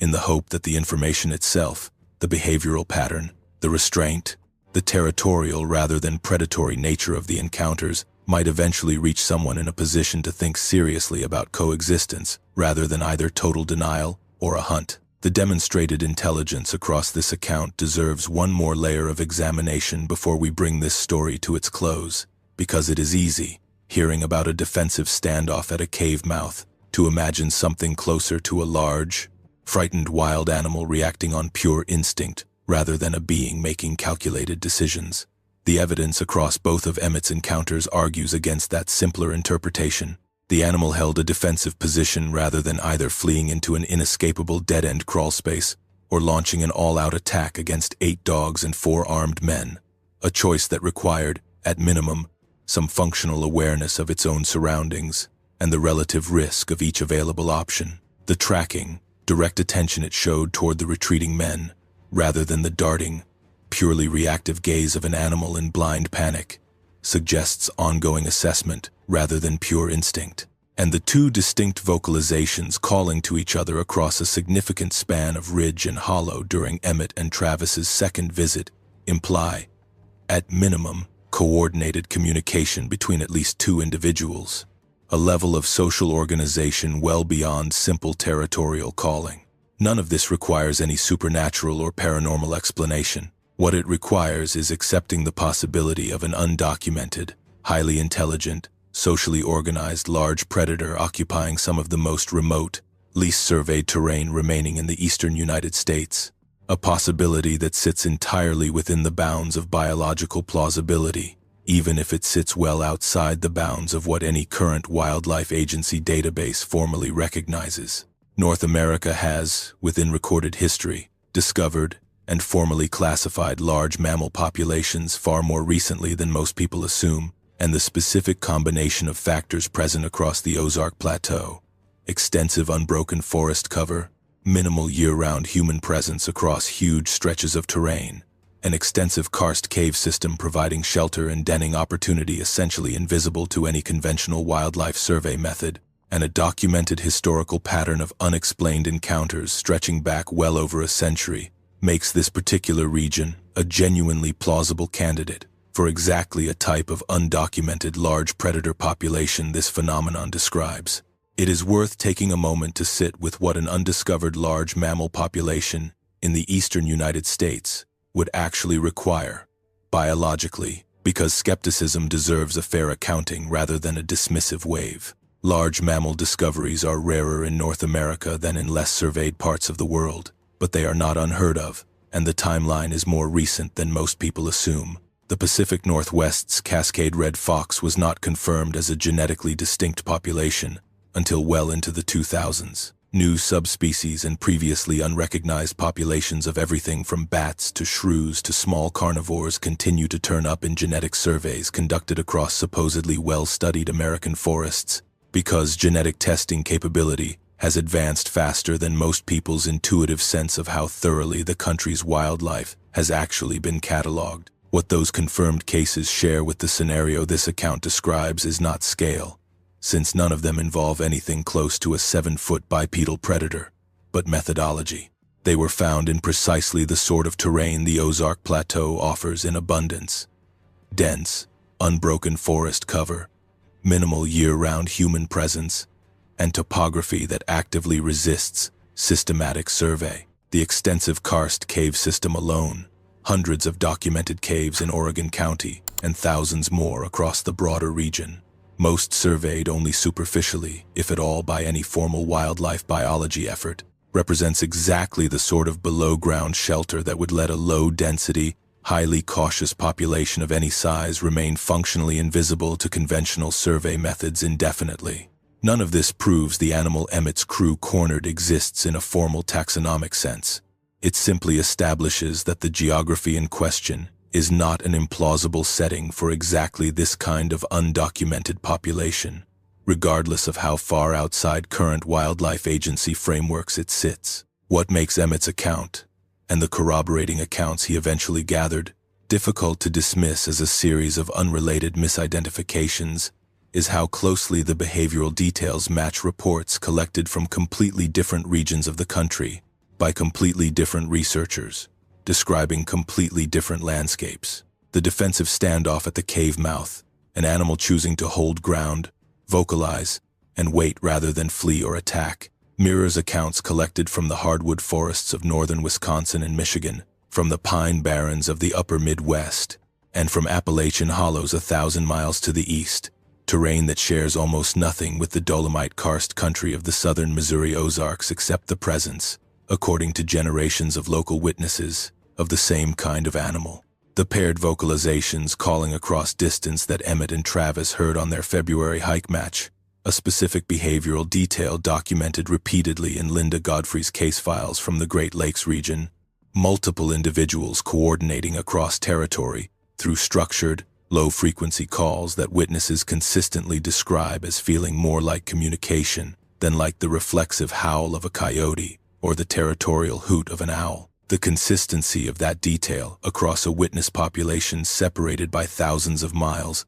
decades of time, and no plausible means of coordinating their stories with each other is exactly the pattern that researchers in this field have leaned on for decades in the absence of a physical specimen. The argument that a genuinely undocumented species, however improbable its existence might seem against conventional wildlife science, ought to produce a recognizable, internally consistent pattern of witness testimony if the sightings are describing something real rather than each witness independently inventing a strikingly similar account. There is one more piece of this story that Emmett only shared with us in our last conversation, and he asked us to place it near the end rather than early, because he said it took him the longest to make peace with. In late autumn of the year following the cave encounter, close to 2 years after the original January night,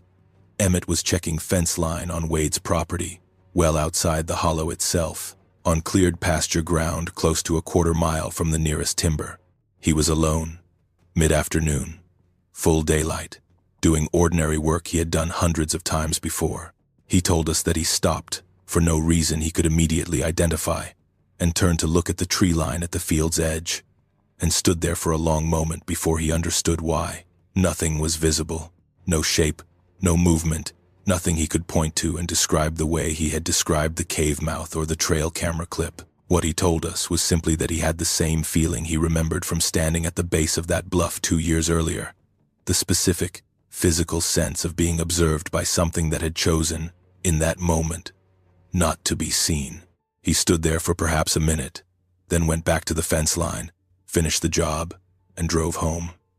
He never mentioned it to Wade. He has never gone looking for confirmation of what, if anything, was actually watching him that afternoon. He told us he has simply learned to live with the possibility that the boundary between his hunting ground and whatever territory the animal in that hollow claims for itself is not as fixed as a plat map or a fence line, and that some awareness of that fact has settled into how he moves through that country now. A permanent, quiet adjustment, rather than a fear he actively carries day to day. The question of what, biologically, this animal could actually be, absent any confirmed specimen, is one Emmett has spent real time thinking through with the retired agent, and it is worth walking through their reasoning here, rather than leaving it implied. Neither man believes they are describing anything supernatural. Every detail across every account, the tracks, the vocalizations, the physical behavior at the cave mouth, the drag distances at livestock kill sites, describes something with mass, with a functioning respiratory and vocal system, with a gait mechanically consistent with bipedal locomotion, in the same way a human or a great ape's gait is mechanically consistent with it. What it would require, taxonomically, is a large omnivorous or carnivorous primate or primate-adjacent mammal, established in low density across a forested range, extending well beyond just this 150-square-mile section of Missouri, likely connecting into similar unbroken forest corridors, running through Arkansas to the south, and into the Mark Twain National Forest's other scattered wilderness units to the north and east. North American wildlife biology has no confirmed species that fits that description, which is precisely the discomfort at the center of this entire phenomenon. But the absence of a confirmed species is not, by itself, proof of impossibility. It is simply proof that if such an animal exists, it has so far avoided the exact definitive documentation, a killed or captured specimen, clear photographic evidence, undisputed by any reasonable alternative explanation, that would force formal scientific recognition, an outcome that, given everything Emmett's crew and every other witness in this account experienced, appears to be less an accident of bad luck and more a function of the animal's own evident intelligence and caution. That caution is worth returning to one final time, because it is the thread that ties together every account gathered for this story. From Emmett's crew at the cave mouth, to the cattle rancher, watching a shaped duck under a low branch at her fence line, to the retired agent finding tracks circled around his own patrol truck. In every single documented instance across this account, an animal capable, based on size and apparent strength alone, of causing serious harm to any of the humans it encountered, chose instead restraint, distance, and withdrawal. That is not the behavioral signature of a mindless predator operating on pure aggression. It is the behavioral signature of an intelligence making a consistent, calculated choice, over and over, across encounters spanning decades and multiple witnesses who never coordinated their accounts with each other, to avoid escalation with a species, humans, that it has apparently learned, over a very long time, is more dangerous to provoke than to simply avoid. Emmett has thought about what that implies more than he has been willing to say out loud to most people, including, for a long while, his own wife. If this animal has learned, across generations, that direct confrontation with humans carries a cost worth avoiding,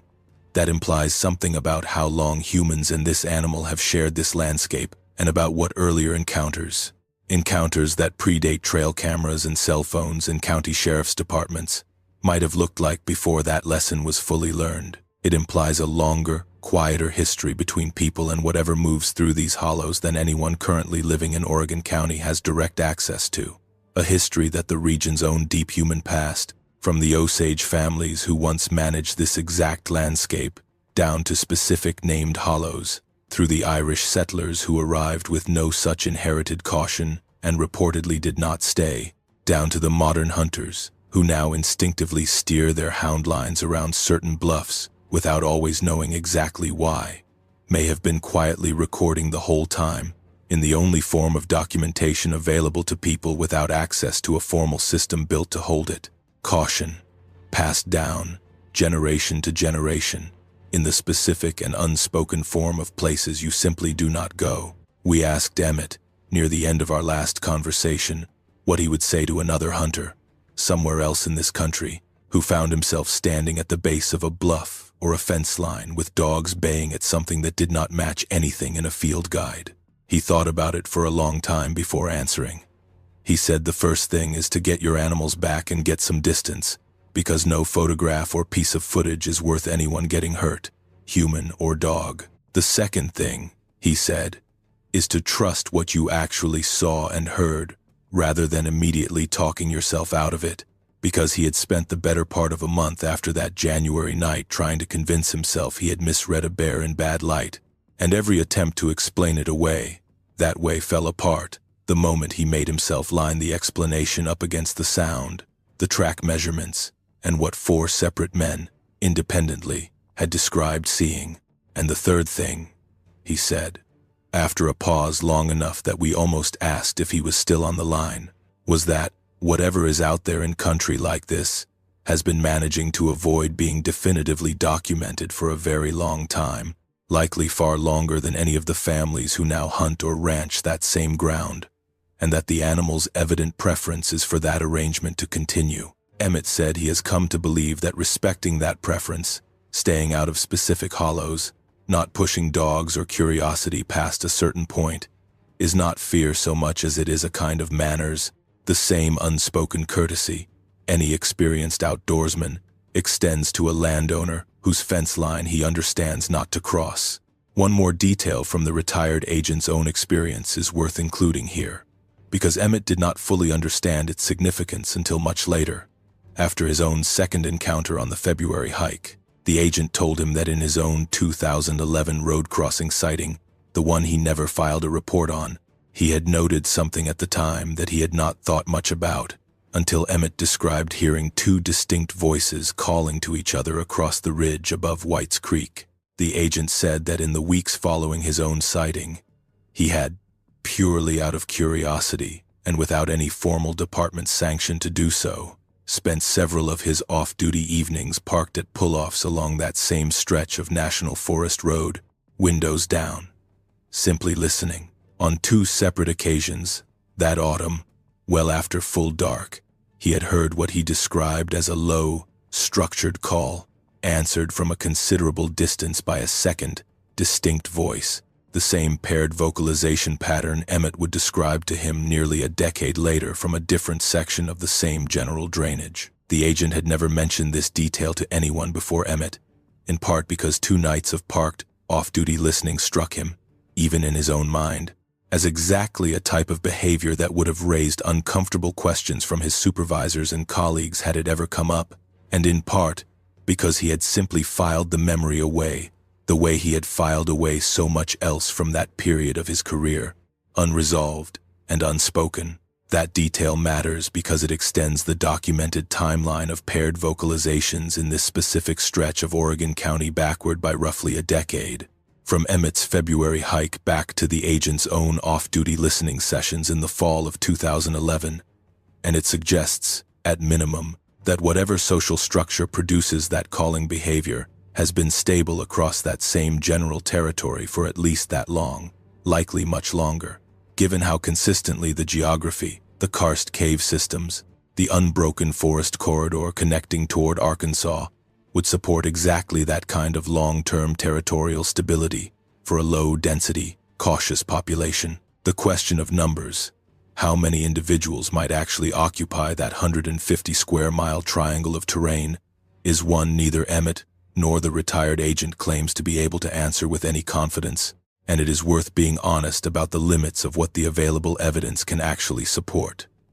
The track measurements from Emmett's cave encounter suggest a single large adult. The paired vocalizations, documented independently in 2011 and again in 2022, suggest at minimum a second individual sharing or overlapping that same general territory, consistent with a mated pair or a small family unit, rather than a solitary animal. The cattle rancher's account of losing calves specifically in late summer, year after year, along the same stretch of fence line, could be explained by a single animal's seasonal movement pattern, or could reflect a young animal dispersing from a natal territory and testing new hunting ground during exactly the season young mammals of many species typically disperse. Neither Emmett nor the agent is willing to guess at a specific population number, and we are not going to manufacture false precision here either. What the accumulated evidence supports, cautiously, is the existence of an established, likely reproducing population, rather than a single transient individual passing through, though establishing anything more specific than that would require precisely the sort of prolonged, credentialed scientific investigation that, as this entire account has demonstrated, no institution currently has any framework or incentive to undertake. That is, in the end, the position this story leaves us in. And it is worth being honest that it is not a resolution in the way viewers sometimes want from an account like this. Nobody captured the animal, nobody killed it, or forced a definitive specimen into a laboratory for testing. Emmett's hair sample sits in a kitchen drawer, untested, because testing it would require exposing a chain of people who have far more to lose than to gain from that exposure. The 9 seconds of trail camera footage exist on a hard drive, watched by a handful of people who trust each other, and by us, and now described to you in as much honest, unembellished detail as we could manage without pretending to a certainty none of us actually has. What we do have is track measurements that do not match any recognized Missouri species, a vocalization pattern independently described by multiple witnesses across decades without any means of coordinating their accounts, a documented behavioral pattern of restraint and territorial defense, consistent with reports gathered from thousands of miles away, and a landscape, geologically and historically, that offers every condition an undocumented predator population would need to remain exactly that. That is not proof in a courtroom sense. It is, we think, enough to take seriously. Emmett still hunts. He still runs his remaining hounds through the ridges and hollows of Oregon County most winters. Still works that same 11-point drainage he has known his entire life, with one significant and permanent exception. He does not go back to that hollow along White's Creek, and he has made it understood, without ever fully explaining why, among the small circle of hunting partners he still runs dogs with, that the ground within a half-mile of that bluff is simply off-limits, the way certain landowners across rural America quietly designate certain fields or fence lines as places you just do not hunt, for reasons that get passed down through a family or a hunting circle, without ever needing to be fully articulated out loud. There is a final data point worth including here, one Emmett only mentioned after we specifically asked whether he had noticed anything unusual in the 2 years since the trail camera clip. He said that each January, close to the anniversary of the original encounter, he has taken to driving the Forest Service road above White's Creek once, always in daylight, always without stopping, a habit he described almost sheepishly as something between a ritual and a check-in,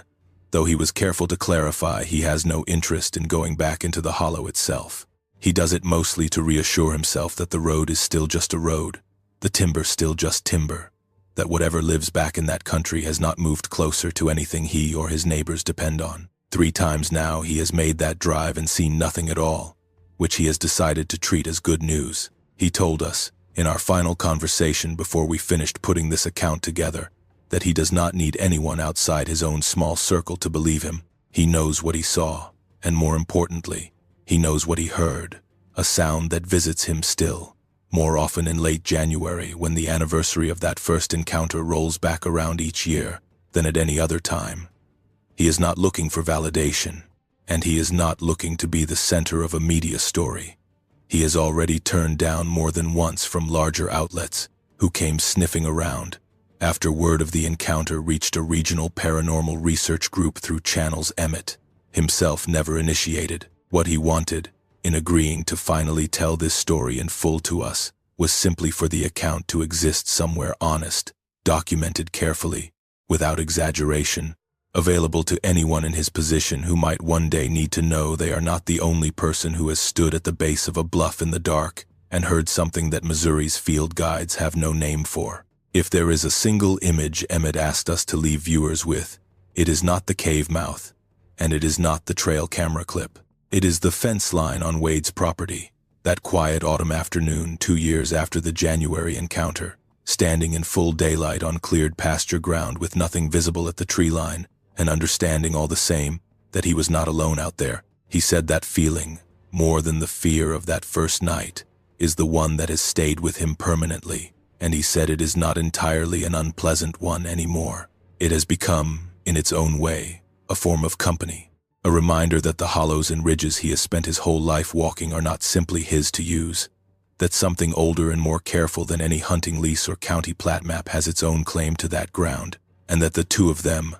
man and animal, have settled without ever negotiating it into an arrangement neither fully understands, but both, apparently, are willing to honor. The 11-Point River still runs cold and clear out of Greer Spring, cutting through the same Dolomite bluffs it has been cutting through for tens of thousands of years, and the Irish wilderness still holds its 16,000 acres of roadless, cave-riddled forest, exactly the way it has since the last of the Irish settlers left it behind more than a century and a half ago. For reasons official history attributes entirely to the violence of a war, and that a persistent local tradition has never fully accepted as the complete explanation. Somewhere in that 150-square-mile triangle of ridge and hollow between the 11-Point and the current river, an animal that Emmett's dogs cornered against a limestone bluff on a cold January night is, in all likelihood, still there, still denning in cave systems that no conventional wildlife survey has ever mapped, still calling to whatever else shares that territory with it across ridgelines that carry sound for miles on a still winter night. It was there before Emmett's family started running hounds through that country 3 generations ago. It was very likely there before the Irish settlers arrived with their hope of a self-sufficient farming community that never took hold. And based on everything, Emmett, Wade, Travis, and the handful of other quiet witnesses across that stretch of Ozark backcountry have pieced together one encounter and one reluctant conversation at a time. It will very likely still be there long after every road, every fence line, and every hunting lease currently marked on a county plat map has been reclaimed by forest that has always known how to keep its own secrets.